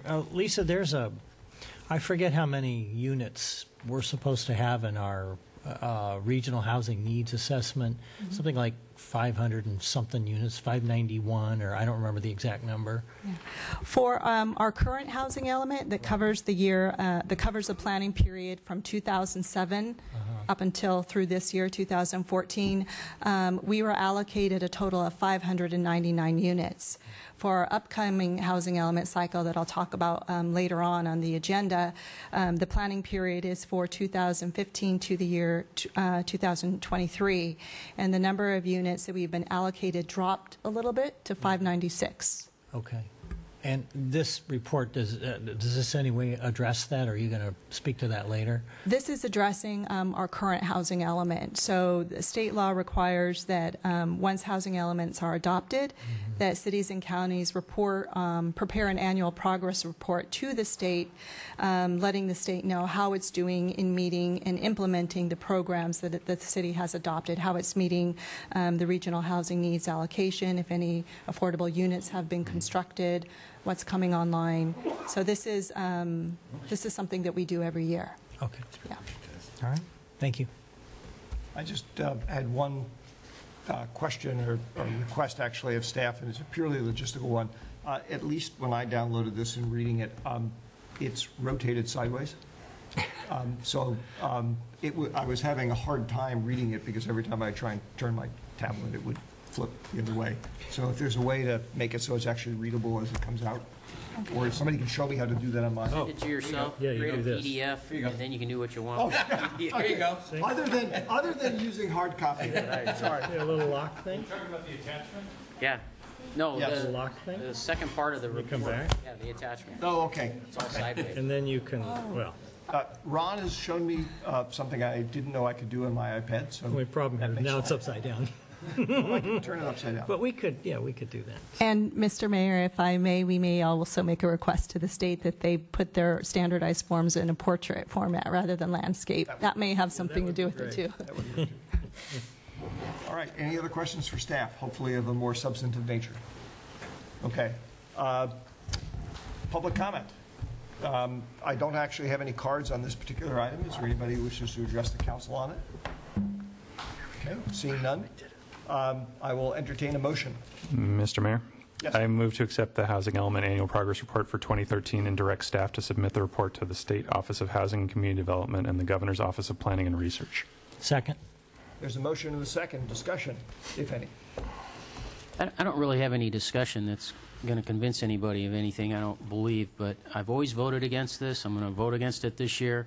To me, this is just top-down government meddling in our affairs, and it's got no business, in my mind, doing that, from the state telling us how we should develop our housing. In the way that I analyze all this, San Carlos developed itself very well when we developed ourselves as a city, and we set up basically the east side is commercial and the west side mostly is residential, and then our downtown core and so forth. We've always been very balanced in our, if you look at our housing that we have and our work, the number of jobs that we have here within our city, we've always had a pretty good balance, and I think part of that's because of the way that we developed originally. And what's caused, quite frankly, the problem with an imbalance and the need for the state to monitor all this is taxation. Because if cities had their way, knowing where the revenue comes from, they would build big box stores and commercial and the heck with housing, because housing costs them money, whereas big box retail and other things like that mean tax income for the city. But the way things are set up now, the state gets most of the property tax money, and a lot of the other tax money, and so therefore the need to push cities to build housing as opposed to big box stores. So I'm voting against it because I disagree with the policy. Understood. Fair enough. I will just make the observation, as I was listening to your comments, Matt, I suspect that it'd be interesting, I suspect that the balance between a city's desire for residential versus commercial development was probably different before Prop 13, which was a voter-enacted initiative. And not that I'm trying to debate the merits of that, but I think that was sort of a sea change on a number of fronts. Can I just make a 30-second reply to Matt's comment, which is to say that we're all residents of San Carlos, but we're also residents of the Bay Area and residents of the state of California, and the population is increasing. And so I think it's irresponsible for us to say that when people move to Bay Area to chase economic opportunity, that they can live everywhere else except San Carlos. I think we all have to do our part in addressing the increase in population. Well, excuse me, Cameron, I don't disagree with the idea of us building housing or developing ourselves. I think it's a local decision. I don't think the state should be playing a role in telling us how to. That's why we exist as a city council. That's why we're incorporated as a city, is to take care of our affairs. I don't believe the state has its business telling us how to do things. And in fact, if you look at the numbers that Lisa gave us, they've got these pie-in-the-sky numbers. You can look over here and see how we respond to it and how well we're able to react to it. And you can look at the numbers for the future, and you're going to see the same results. It's a decision for us to make as a local community. We've done it well in the past. And if other cities followed our example and had the balance that we have in jobs versus housing, you wouldn't see the problems. Frankly, a lot of the problems that we suffer in the Bay Area are because of our neighbors to the north, San Francisco, and our neighbors to the south in San Jose and some of the cities close to there, and their desire to have, Apple Computer and all these big companies there, but they don't produce near enough housing for the jobs that they have. And I would just say that I think state and regional coordination is totally appropriate in this realm. Actually, there raises an interesting question in my mind. Just does staff know roughly, compared to our residential population, how many jobs are actually in San Carlos? I've always thought of us as a bedroom community, so that mostly people live here and go drive someplace else to work other places.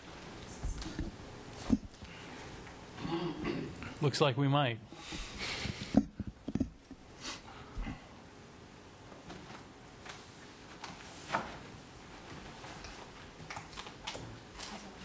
If it takes a long time to find out, I'm happy to take the answer offline. Fair enough. Okay, so I'll take the answer offline, just because I would like to know for the future. Any other comments? Nope. All right. Crystal, would you please call the roll? Councilmember Collins? Yes. Councilmember Grisilli? Yes. Councilmember Grocott? No. Councilmember Johnson? Yes. Mayor Obert? Yes. All right. That brings us, if I did this correctly, to item 7I, which we've pulled off of the consent calendar at Matt's request. Adopt a resolution authorizing the city manager to amend the professional services agreement. Excuse me, Mr. Mayor, are we not doing item 10B? No, we're doing 7I. 7I, I thought we would do. After new business. Oh, okay. Oh, I see. We normally have new business I at got the end, you. but I put it up No, earlier so I'm Ken following didn't you. have to Okay. stay for the entire meeting. So 7I, adopt a resolution authorizing the city manager to amend the professional services agreement with Applied Water Resources to perform groundwater remediation work at the landmark site. Thank you. I'd be happy to answer any questions you have. Go ahead. I was going to say, I was curious why you pulled it. Well, I pulled it because I voted against everything on the landmark site because I don't think we should be doing that. But I did have a question, is how does these costs that we're incurring because we're playing this role of the in-between time, if you will, of, so how does this work shake itself out with, we're putting up the money and fronting the money, and then we're going to get paid back later, hopefully by the developer and so forth. Do we keep a tab on this and then get paid back in the end, or? We're this definitely is an keeping track of it, yes. Yeah. And part of the expense came as a credit from the seller through escrow. So we received a credit off the purchase price for part of the expense. And then we are going to have some discussions with the purchaser, R.D. Olson, the developer, as to how much of the expense that they would cover with the acquisition of the property. So yes, we're absolutely keeping track of all these items. That was a lot to follow. I'm sorry. Well, part of it, we did receive a credit in the purchase. So the seller reduced the purchase price, gave us a credit for the environmental remediation. Okay. So we got that from the pays, okay, so that's part of it, of this expense. And then we're going to be in discussion with the hotel developer with the purchase of that property as to, their ability to cover some of the additional expenses. In addition to that, the council's given us authorization to pay for these and the associated costs of purchasing and then transitioning through the sale to the developer this property. So we'll take that money out of the Strategic Acquisition Fund with the intent of repaying it either through a combination of the proceeds of the sale to the developer and the significant tax revenue, the new tax revenue that will be generated to the city by doing the project. So it's our intent to make the SPAR fund completely and 100% whole as a result of both the project, the sale to the developer, and the tax revenue that the project will generate. Is the goal, however, are we going to try and make the SPAR fund whole regardless of the taxes? We are going to try to make the SPAR fund as whole as we possibly can through just the developer. But if there is, we have a legal responsibility for relocation costs and those kinds of things associated with the project. So there may be some costs. It's all subject to negotiation with the developer. But at the end of the day, if we come up $100,000 or $200,000 short, and we're going to generate $1 million plus a year ongoing in tax revenue, then the first year we would net $800,000, and then after that $1 million a year. So we're going to do the best deal we can for the city, but in the long run, the city's going to benefit dramatically by adding this project and this type of development to the community. All right. I will entertain, unless there are other questions, I will entertain a motion. Oh, excuse me, pardon me. Is there anybody who wishes to address the council on this matter? I have no cards. All right, fine. I will entertain a motion. Mr. Mayor, I make a motion to authorize the city manager to amend the professional services agreement with Applied Water Resources for groundwater remediation work at the landmark site. Is there a second? I second. There's a motion and a second. Any discussion? All right. Crystal, would you call the roll, please? Councilmember Collins? Yes. Councilmember Grisilli? Yes. Councilmember Grocott? No. Councilmember Johnson? Yes. Mayor Obert? Yes. Okay, that brings us to 10A, receive a status report on the housing element update process for the 2015 to 2023 planning period and provide guidance on key issues prior to completing substantial tasks.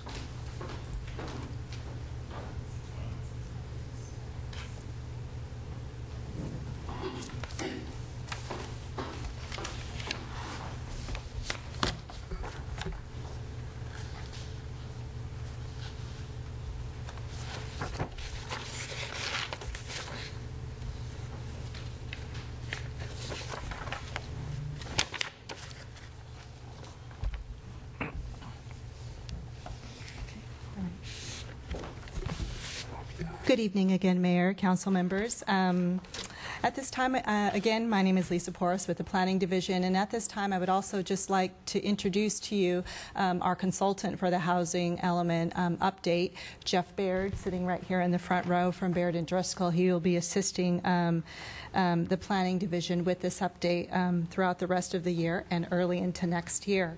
The item before you tonight concerns an update of the city's existing housing element. The update will cover the year from 2015 to 2023.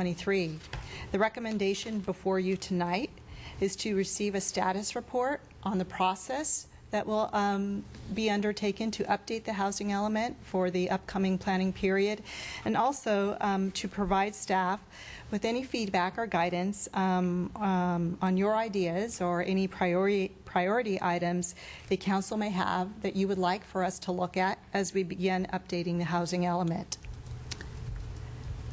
The current housing element was adopted in October 2009 along with the general plan and covers a planning period of 2007 through 2014.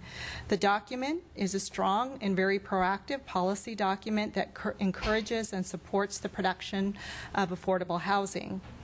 With this solid foundation in place, the overall approach moving forward will be to build upon the existing housing element, its strengths, and make improvements wherever we can.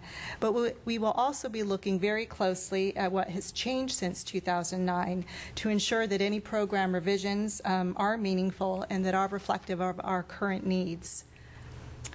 This slide here, I know it's not going to be possible to read, but it is provided as attachment 4 in the council staff report. As part of the update process, we prepared this graphic that shows a schedule of planned meetings and key dates. The column on the far left indicates where we're at tonight, which is our meeting with you, the City Council, to get your input prior to proceeding. Over the next couple of weeks, staff and the consultant team will be hosting several community workshops with the public. Those workshops will take place on Wednesday, September the 3rd, and the following week, Wednesday, September the 10th. Those meetings will occur in this room and begin at 6:30. And again, those meetings are open to the public. This is an opportunity for staff and the consultants to hear from the public about what their ideas are for affordable housing. We're interested in understanding what the priorities are today as we begin to evaluate our existing housing elements, goals, policies, and programs, and look upon where we can make improvements. While these two workshops are focused at hearing a little bit more in depth from the community and more details about their concerns and what they would like to see. It's not the first time that we're meeting with the community on the housing element update. We've actually had a previous workshop earlier this year in March where we did get a small group of attendees, but it was a very nice wide-ranging group of different interests, and their comments are provided in your package should you wish to see some of the community comments that were made already. In addition, San Carlos is part of a larger countywide effort known as 21 Elements. 21 Elements was put together with support from CCAG and the San Mateo County as a way for cities within San Mateo County to collectively get together as we all begin updating our housing elements. A lot of the data is collected on a countywide basis, so with 21 Elements we're able to leverage efforts and work together and begin to see what the current needs are from a countywide basis. And under the 21 Elements process, there's been extensive outreach that has been underway since last year. Housing developers, housing advocates, and panelists from special needs housing organizations and nonprofits have gotten together during public meetings and have discussed a lot of the housing issues throughout the region. So all of the information that has been obtained through the 21 Elements also further enhances our understanding of the needs within the county and across the Bay Area region. This graphic will also pinpoint a couple of key dates that the public may want to pay attention to, which is after the community workshops on September 3rd and 10th, we will be preparing a preliminary draft. The preliminary draft will be prepared in order to present it to both the Planning Commission and City Council before it is sent off to the State Office of Housing and Community Development for their review. The reason we're doing this is we wouldn't want to send a document off to the state without it having been publicly vetted, and also to ensure that we're moving in a direction that can be supported by our decision makers. Once the state receives our housing element document, they will review it for a period of 60 days or up to 60 days. So we could be back in front of the Planning Commission with a final draft as early as January, and then to the City Council in February of next year. So this is all laid out very well, and it should be fairly legible. It's 11 by 17 size document in your packet. So I think we're all familiar with the housing element, what it is, and as we know, it's part of our general plan. And housing elements have been required by the state for 44 years now. Since 1969, the state adopted a goal, which was to ensure that there's decent housing and suitable living for every California family within the state. And housing elements have evolved ever since. The kickoff to every housing element update cycle begins with what is known as a regional housing needs assessment. And this process determines how many new units each city and county should be planning for in the upcoming planning cycle. For San Carlos, as I mentioned before, the new housing units at minimum that should be accommodated is 596. And one of the things that I would like to mention is that oftentimes when you put out a number, there's been, sometimes there's misunderstanding that the city has to build those number of units. The city's job is not to build, where our job is to really make sure that our zoning regulations in place could accommodate that number of units should someone come forward and request to build in our community. So again, we'll be looking at our zoning to make sure that we can accommodate the 596 new units. The components of the housing element. In a housing element, and you might have seen our own, in it will include an evaluation of the previous housing element. So there's always a comprehensive report that looks at how we've done in the past. And then it takes a look at our socio-demographics.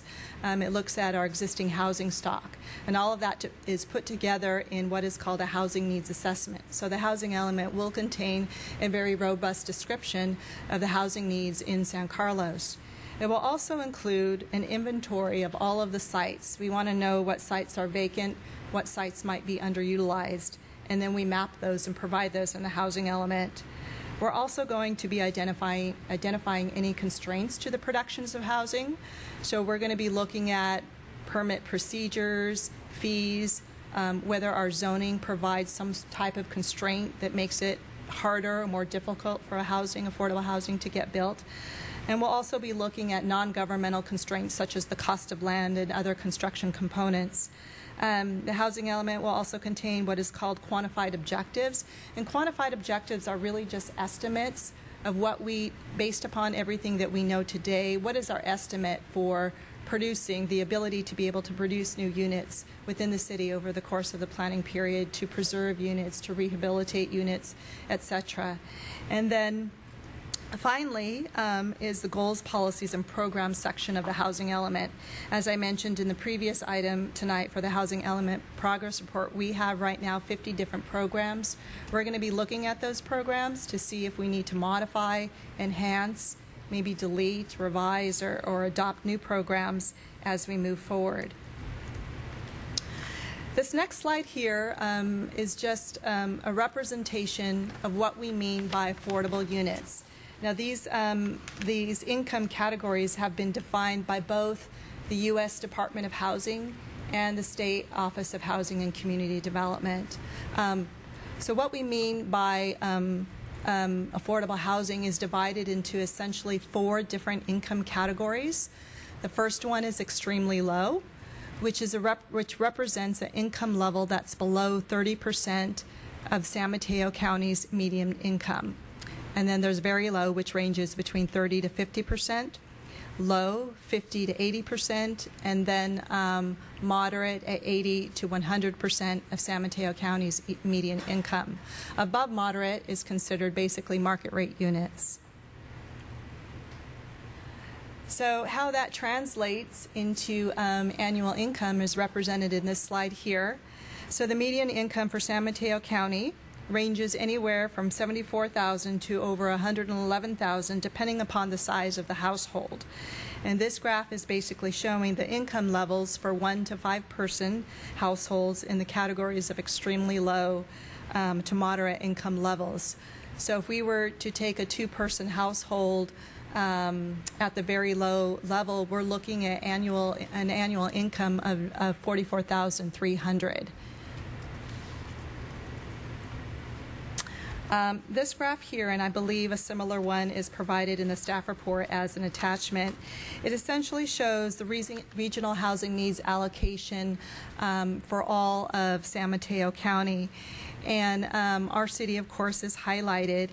And so for each of the income categories, we're given a regional housing need allocation number.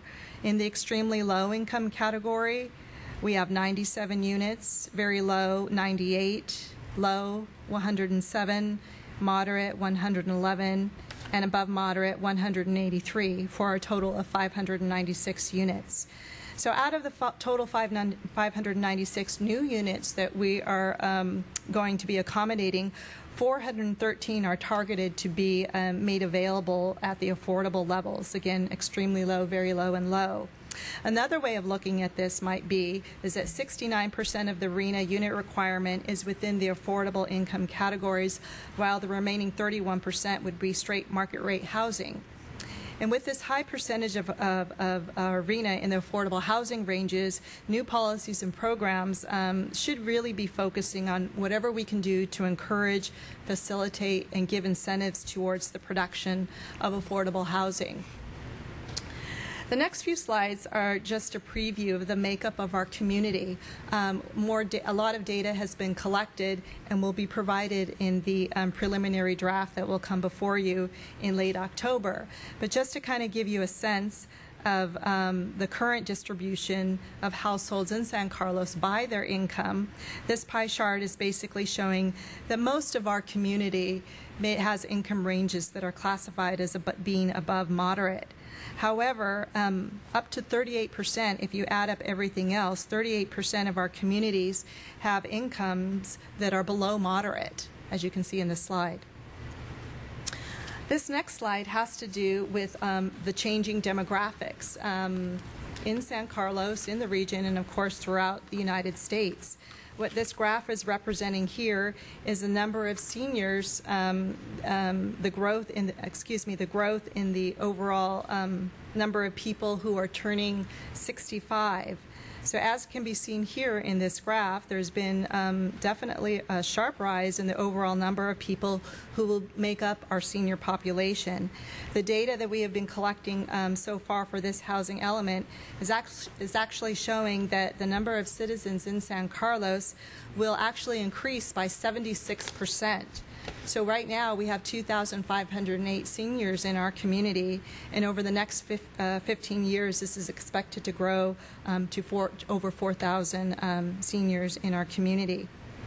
As we all know, this reflects the well-known aging of the baby boomers, who may no longer be making their highest earning potential, and could be living off very fixed incomes. And this is one of the reasons why we're seeing a higher RHNA number in the very low and low income categories that were shown previously. And what does our residential building typology look like in the city of San Carlos? As you can see here in this chart, most of our housing inventory is made up of single-family detached homes. And our smallest number is just 1% for second units within the city. And given the fact that we have such a large land inventory of single-family detached homes, looking at second units will be really important, since that's what most of our land is comprised by. So when we're developing programs for the housing element, the state actually wants us to look at 7 different areas. Of course, we'll have our comprehensive needs assessment, and we can begin formulating what programs we'd like to adopt based upon our existing, the makeup of our community. But the state specifically wants us to formulate our programs in such a way that we have programs to ensure that there's adequate sites for our housing needs. For example, we need to make sure that our zoning allows the housing inventory that we need. We want to have programs that assist in the development of adequate housing, programs that address the constraints and actions to remove them, if at all possible. Programs to conserve and improve the condition of the affordable housing stock that we currently have now in the city.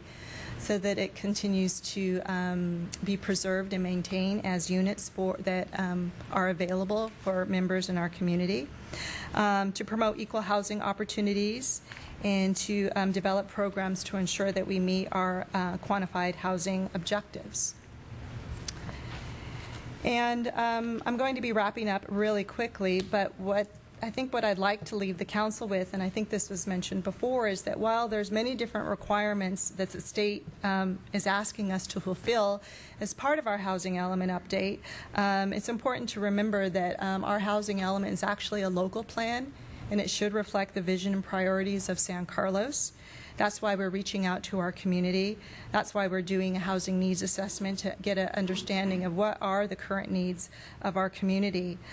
Based on some preliminary key findings, I'll point out four different things that's really driving the housing need and the changing demographic in our community and throughout the Bay Area. The first one is the rise of the millennials. These are individuals aged between 20 and 34. And who are preferring more walkable and bikeable communities where they have easy access to public transportation that are within walking distance of everyday needs and amenities. As I mentioned before, there's also the senior population, which is an extreme amount of growth in the senior population, as I mentioned before, growing by 76%. And the job growth will continue to be strong. Projections are indicating that there will still be a tremendous amount of job growth in and around the Bay Area. And specifically, 40% of those jobs that will be created over the next 10 years are going to be paying lower income wages. And then finally, by the year 2025, it's projected that out of all the housing that is provided in San Mateo County, it will still only meet up to 1/3 to 1/2 of the overall housing demand. So there's a lot of work cut out for us, challenges that are in front of us to meet our housing needs, to continue to be a sustainable community. Having said all that, I will say, and it's reflected, I think, on page 2 or 3 of your staff report, we do have a number of housing units that are currently in various different stages of the planning entitlement process. A certain number of them have been permitted. Others will soon come before the Planning Commission for consideration, and others are in the early stages of what we call a pre-application phase. And out of all of those units, right now we're looking at a housing production of about 400, just over 400 units if all of these housing units eventually do pull their building permits. So that's encouraging. As part of the housing element update, a key component is outreach to the community. We're posting information on our housing element website. We've established an e-notify list, or I should say an e-notify housing category that people can sign up for. We have a very robust email distribution list that has been gathered largely under the 21 Elements housing update process. We're also utilizing Facebook and Twitter, and we'll be releasing information in our upcoming City of Good Living newsletters in the month of October and January. We've also prepared a very nice community-friendly project newsletter on the housing element that I'd like to leave with you this evening, and you're certainly welcome to take a few and pass them out.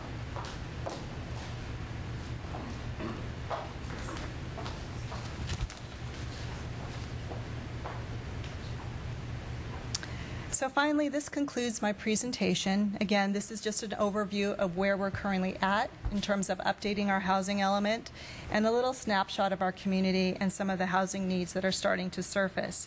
The recommendation tonight is simply that we really want to hear from the council if there's any kind of big picture issues, things that come to mind that we should be looking at as we begin to work with the community and start establishing new programs and updating programs as part of our housing element.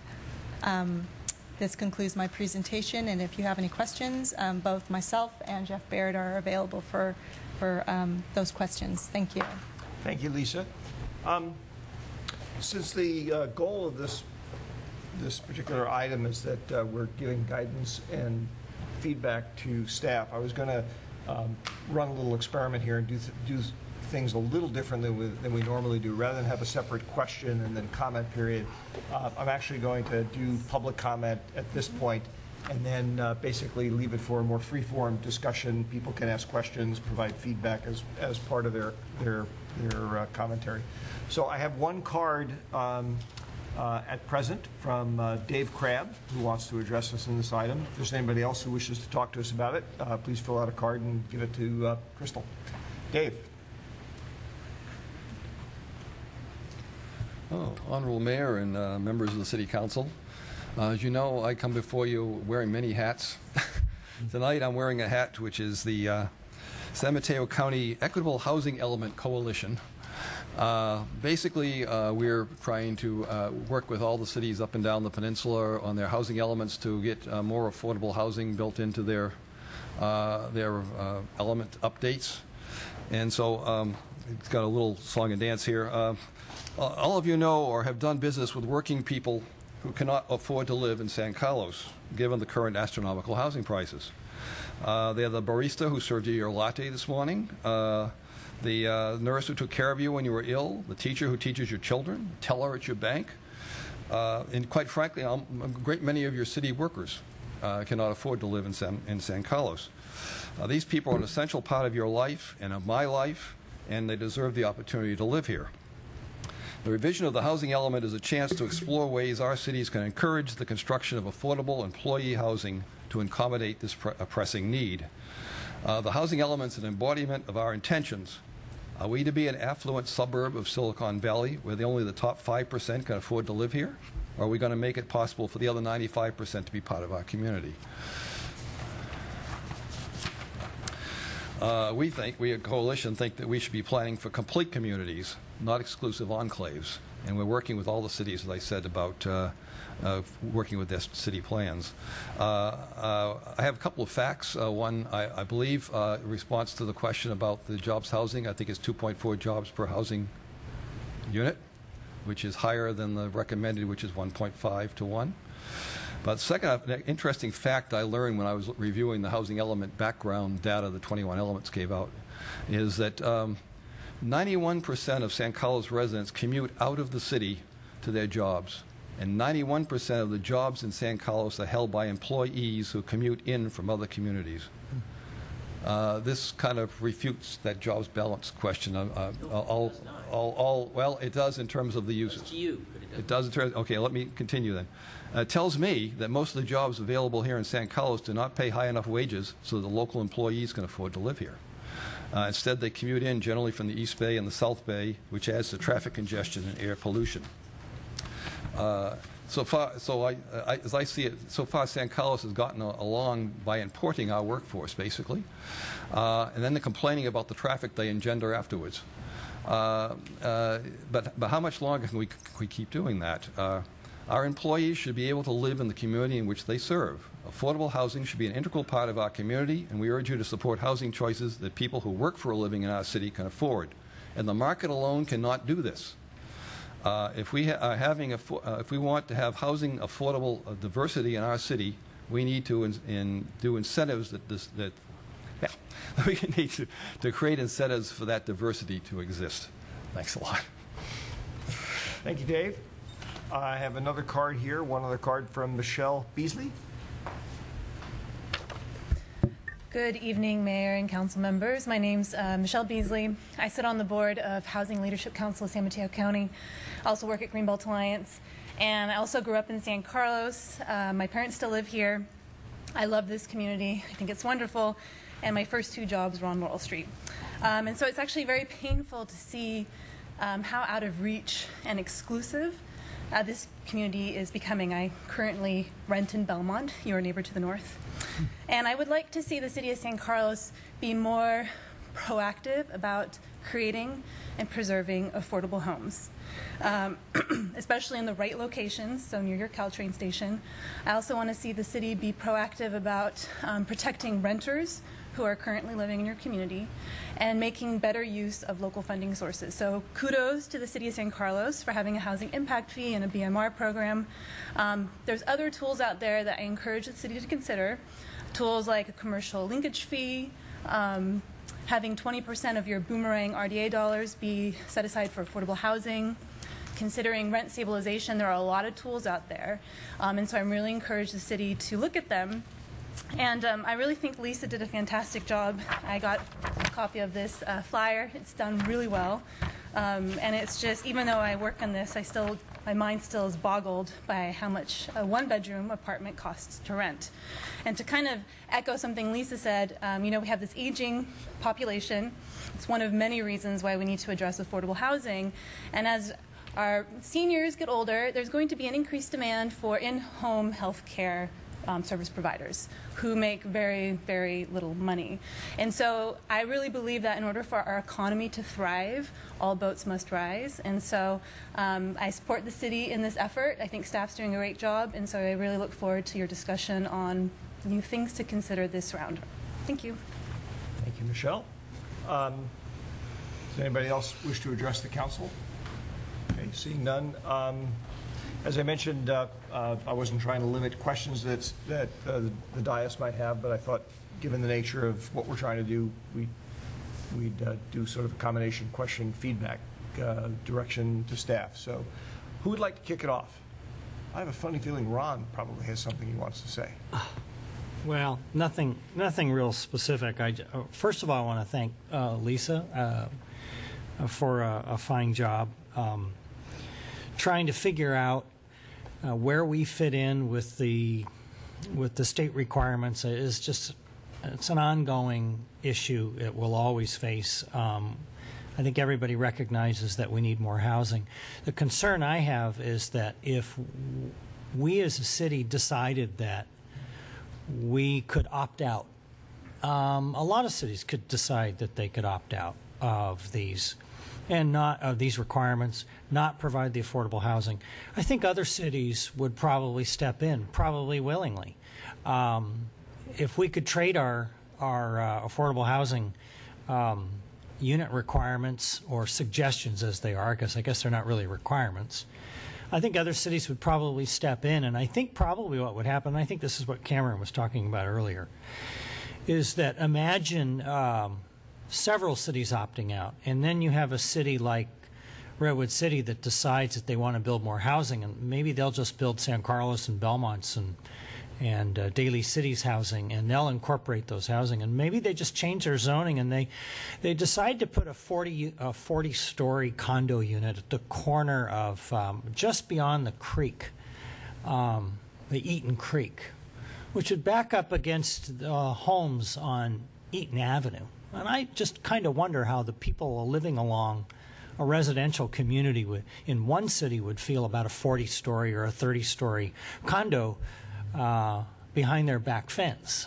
And so I think the concept of this equal distribution, or as close as possible, an equitable distribution of affordable housing throughout the cities, throughout the county, throughout the state, makes a lot of sense. And I like the fact that we're moving in the right direction. I also believe that this is sometimes where ideology parts with reality.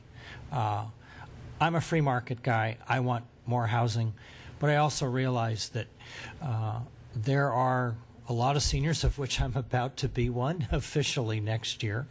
I'm going to be on that upper end of the chart very soon. I have a 94-year-old mother-in-law who lives in her own home, who has a caregiver who comes in 5 days a week and takes care of her. I don't know where she lives. I can guarantee she probably doesn't live in San Carlos. I don't know where she lives or how she affords it, but she commutes here to help my 94-year-old mother-in-law. So I applaud our efforts, and I hope we continue. Others? Cameron? I'll just make a few comments. I definitely agree with Ron in the spirit of a lot of what he was saying. I think it's important, when you talk to residents and you talk about housing, a lot of the feedback that you get is it's going to mean more kids in the schools, more cars on the road, more difficult to find a place to park, et cetera. And I think it's important to emphasize that even if we were to meet the full target, it's a relatively modest increase in housing. I just did the math, and it's about a 4% increase in the number of housing units over a decade. So that seems pretty modest to me, and potentially achievable. I think the other thing to say is that we should give ourselves a lot of credit as a city. We've done some really, we've got a lot of really good projects in the pipeline that are going to bring a lot of housing units online. Wheeler Plaza, Transit Village, we had 1001 Laurel built, and these are all projects that bring in multi-story, denser, but walkable housing into downtown. And I think it's going to provide a lot of benefit, a lot of community benefit. But I put myself on the side of those who see that there is further opportunity. I think that having a diverse community and diverse in terms of a lot of income levels is a good thing for a lot of reasons that the speaker spoke of, David spoke of, and I think it's important for the culture of our community. You know, San Carlos has a long blue-collar history, and it's important that we maintain that sense of diversity and so on. So, I mean, I think, you know, we're just at the start of the process. I think that, you know, I can't find anything that I would disagree on what, in terms of what Lisa put together. It'll be interesting to hear the feedback from the public. I think that a lot of the housing projects that we've looked at in the past, where they've really got into trouble, I think, is that there's a lot of pushback from residents. And so I'm interested in really trying to listen to residents and trying to hear their concerns, and really trying to see if there's things that we can do to address their concerns, change their perspective, talk about some of the broader regional issues, because I think it's a multifaceted issue, and that when people engage, they can understand that it's not necessarily as scary at first blush. So anyway, keep up the good work. I'm looking forward to talking about it. So, thanks. Other comments? Bob? I just wanted to mention, you know, Ron brought up the fact of horse trading or whatever, and to be quite honest, the regional housing needs. We were the first county in the state of California, I believe it was in 2000, I guess the last time we did this or whatever, to have what they call a sub-RHNA, where all the cities in the county got together and talked about the numbers that were given to them by the state of California and said, well, we don't necessarily agree with these numbers, but in their detail, so let's see what we can do. And both last time and this time, because I was on City County Association of Governments, CCAG, both times, the cities in this county got together and made their own assessment. As long as the total was the same, the state of California didn't have any problem with it. And so I applaud not only our own city, but all the other cities in this county that are willing to work with each other to see what we can do to again, as Cameron alluded to earlier, a regional situation for housing. People are not stopping to come to California. They're going to be coming. They have come my whole life. They have to live somewhere. We have got to address this issue, and I think our city is, as was mentioned, is doing a good job of trying to, in its own little way, address it. It's not a situation, unless we want to put up moats or fences, and I don't agree with that, to say that people aren't going to be able to live where they would want to live as long as they can afford to do so. But I don't want, as was also mentioned, this elitist type situation where only certain people can live here. So I think we're on the right track, certainly what we're doing, and hopefully regionally. And I think if we do a good job in the 9 Bay Area counties, hopefully it'll spread to hopefully some of the other parts of our diverse state. Those are the only comments I have. Others? Matt, did you have? I had a number of thoughts I wanted to share. I actually agree with a lot of what's been said so far. I want to start with a quote that a friend of mine shared with me, which I think applies here when we think about how communities evolve.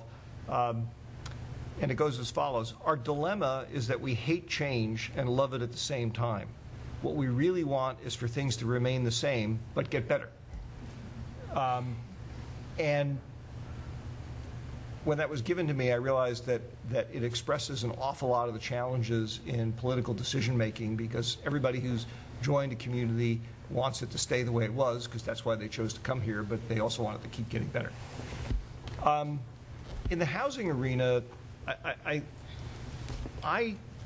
what I hope our review will bring forward, and I think some of these things have been touched on in the plan, but to the extent some of them may not have been, I want to bring them up. I tend to think of what are the things that the council could do that could potentially be game changers. In other words, for example, we talked at our recent strategic summit, basically, of the governance team.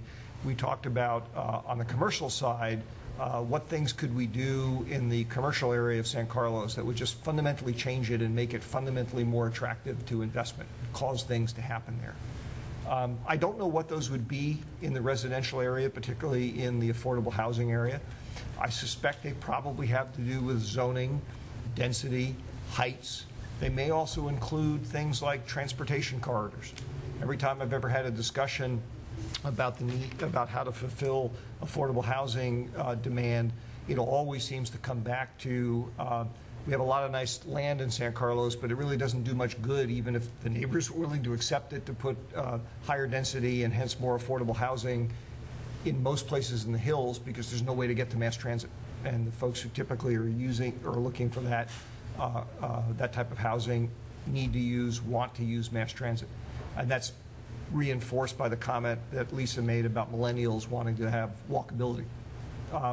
But maybe it's a matter of creating or looking for ways to create more transportation connections, create little villages in various parts of the community. I have no idea, as I said, what those would be, but I really hope that the review process reaches pretty far. We may not do any of them, but I'd at least like to have some idea of the things that we could do that would make some changes. I also hope that when we do our outreach, one of the other challenges we have is that a lot of the people who I think would be most interested in this topic don't live here yet.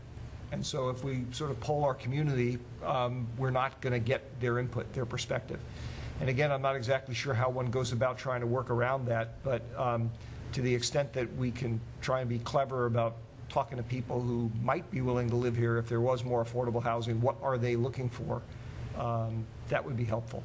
And similarly, I'd love to see us, and I think this was part of the plan, I'd love to see us spend some quality time in the process talking to developers, multifamily residential housing developers. I actually have a meeting that I've been trying to schedule with one organization that I met down at the Progress Seminar to talk about that, because not about anything specific, but I just want to know, what do they need to see? What would they like to see that would make them more interested in investing in San Carlos? That's also, I think, an important input to this process.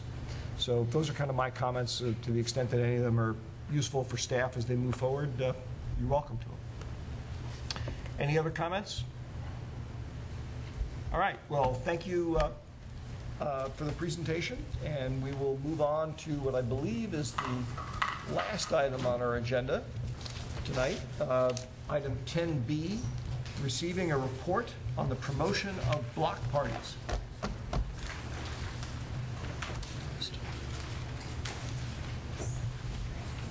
Jeff, who is giving that report? Crystal. Crystal is. Well, Crystal, I have to tell you that the one thing I noticed is that I don't think any of us were invited to any of the block parties. I don't know what that says. That may not be I went to one. Well, going to one and being invited. I was invited to one. Oh, well, okay. There we go. He's in the demographic.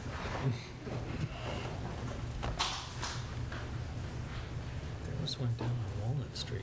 Actually, have any of us actually sponsored one or been involved with it? Because I'm thinking of doing one on my block. We've talked about it on our block. Okay. We have talked about it on our block. Can we do it on Crestfield? Pretty good. Sure. Why not? You just have to all go downhill and do it. Actually, you could do it. You could do it because you'd have to stop at Leslie. You'd have to go from Leslie, and then you could go down to, all the way down to Britain. You could close that entire section. That's true. You could. Big block party. Yeah. Actually, question, why do you have to have both lanes of traffic on one side for that? Which one did you go to? That would cross School Street? Yeah. That one's a tough. Right by Central School. Anyway, I would love to talk to you about your discussions you've had with your neighbors, because I've never done that.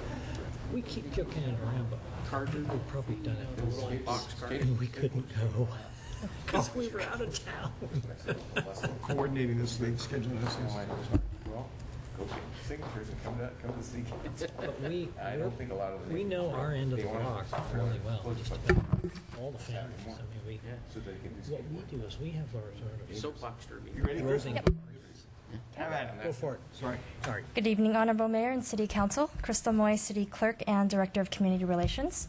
At our last strategic plan retreat, Council adopted an objective to promote block parties, research best practices, consider city fees, and to also consider measuring the block party program success. So I am before you tonight to provide you with a report on that objective. Okay. So as of July 1st, the city began covering the cost of insurance for block parties.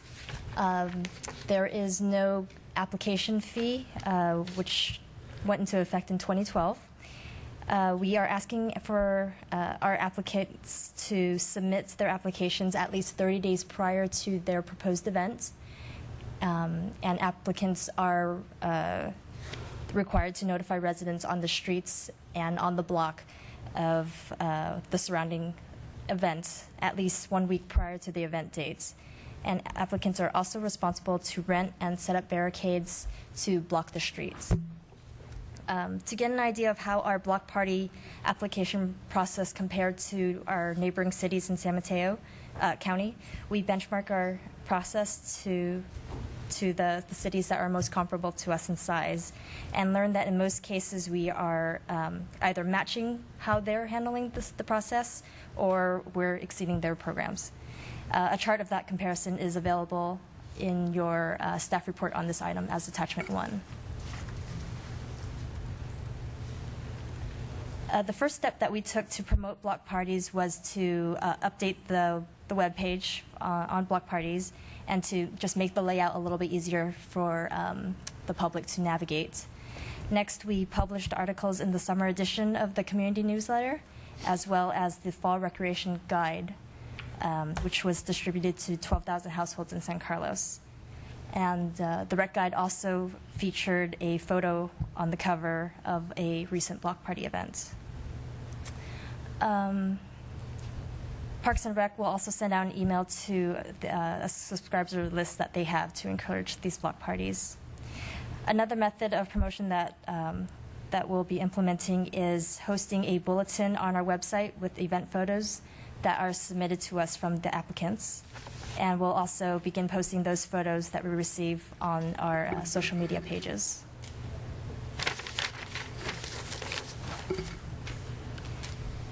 So our block party permit applications and guidelines are available online, and with that and the removal of our fees for insurance coverage, applicants are no longer required to come into City Hall to make the payments or to have to deal with payments by check.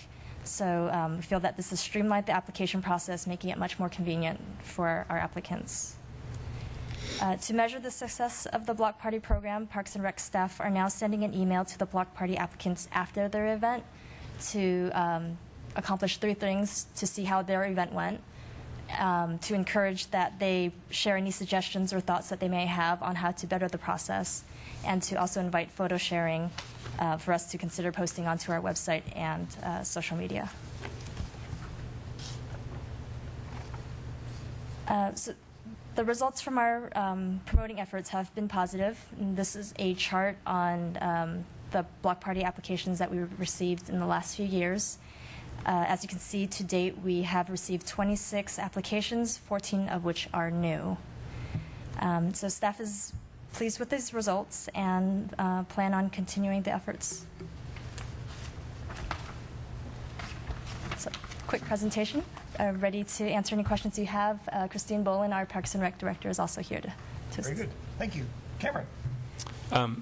So have you, in sending out the follow-up emails, have you gotten any good feedback?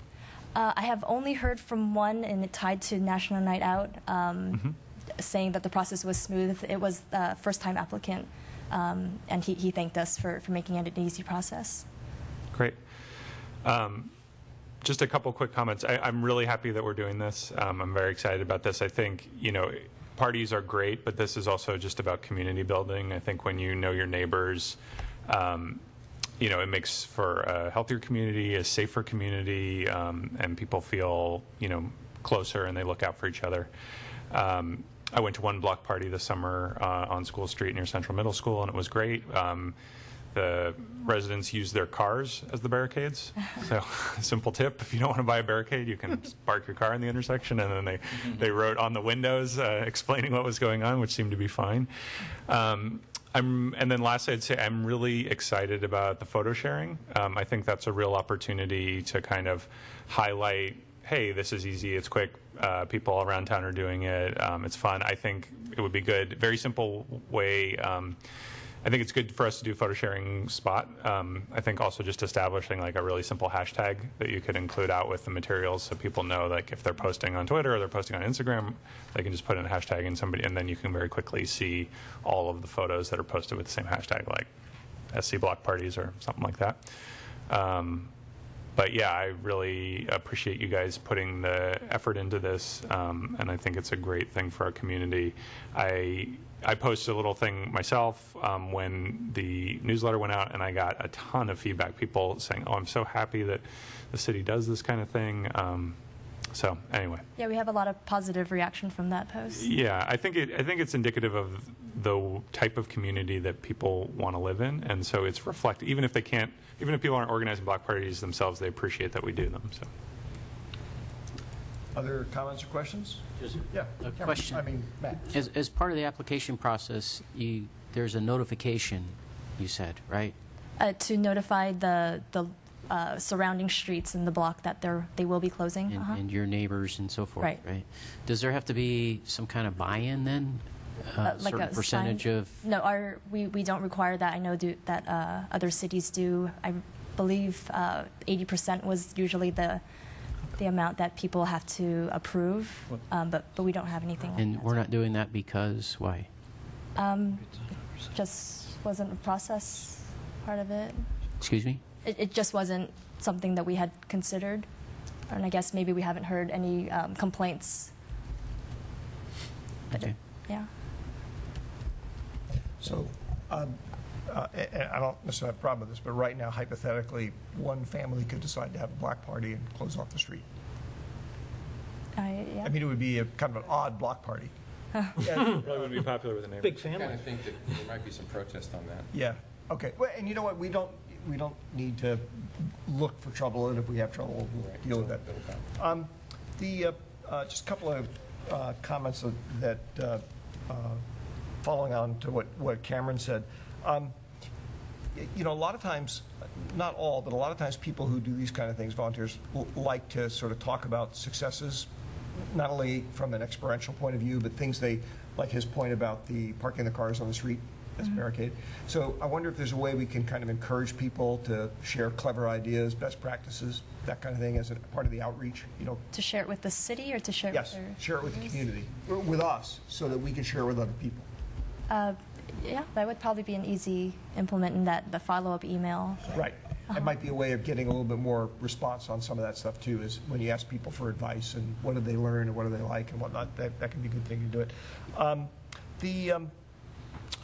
The other thought I had, some other communities actually give the sponsors of block parties the option of asking for somebody from staff to show up in case they want to ask what's going on in the city. Have we considered doing something like that? No, there's not make it a requirement, but make it an option. Sure, absolutely. We'd be happy to volunteer you, Mr. Mayor. Staff. And by the way, the reason I said staff is because I think we would all be happy to do it, but that gets into a little funny place because we probably all like to do it, and then we'd have to agendize it as a meeting. Absolutely. Without turning around, I'm sure I'm missing some department heads right now. So, yeah, no, that's a great suggestion. I think we very easily could include a blurb in the information that we provide to people in the packet, that if they'd like somebody from the city to come, Which they might not. just to talk, with the neighborhood about city and some of the city issues, be happy to do that. I'll go, as long as they give me ice cream. We'll make a note. Vice Mayor. And then lastly, or do we have plans, and maybe you said this and I missed it, do we have plans to talk about this new level of activity in like the quarterly news, one of the upcoming quarterly newsletters? Quarterly newsletter on the community. We can put an update. Is that what you're asking for? Through to the see chair. how well it's doing? I think it would be a great thing to do maybe next spring, and as people are planning their Yes, summers, okay. say, hey, Right. reminder, block parties are free. Right. We had a big upsurge last year. Right. We think it's great. Keep, here's how you do it. If we get some good pictures, we could put some pictures in. Yeah, we can do an article on that. Yeah, I think that'd be fine. I think we'll continue to use the newsletter to really primarily just promote their existence and just draw people's attention to it. But one of the thoughts I had while you were talking that I communicated to Christine was, this is one of the, we like to get Millbrae TV and the cameras out to, hometown days and night holiday lights and all that. So let's get the camera crews out to some of the block parties, and let's get some of the people that are having these block parties to come in and interview them and just kind of do a little bit of an infomercial that we can,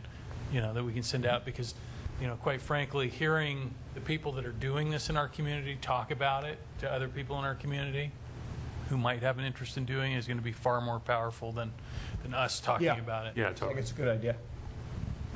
Any other comments or feedback? Well, thank you, Crystal. Thank you. Appreciate it. With that, I believe we are adjourned. All right.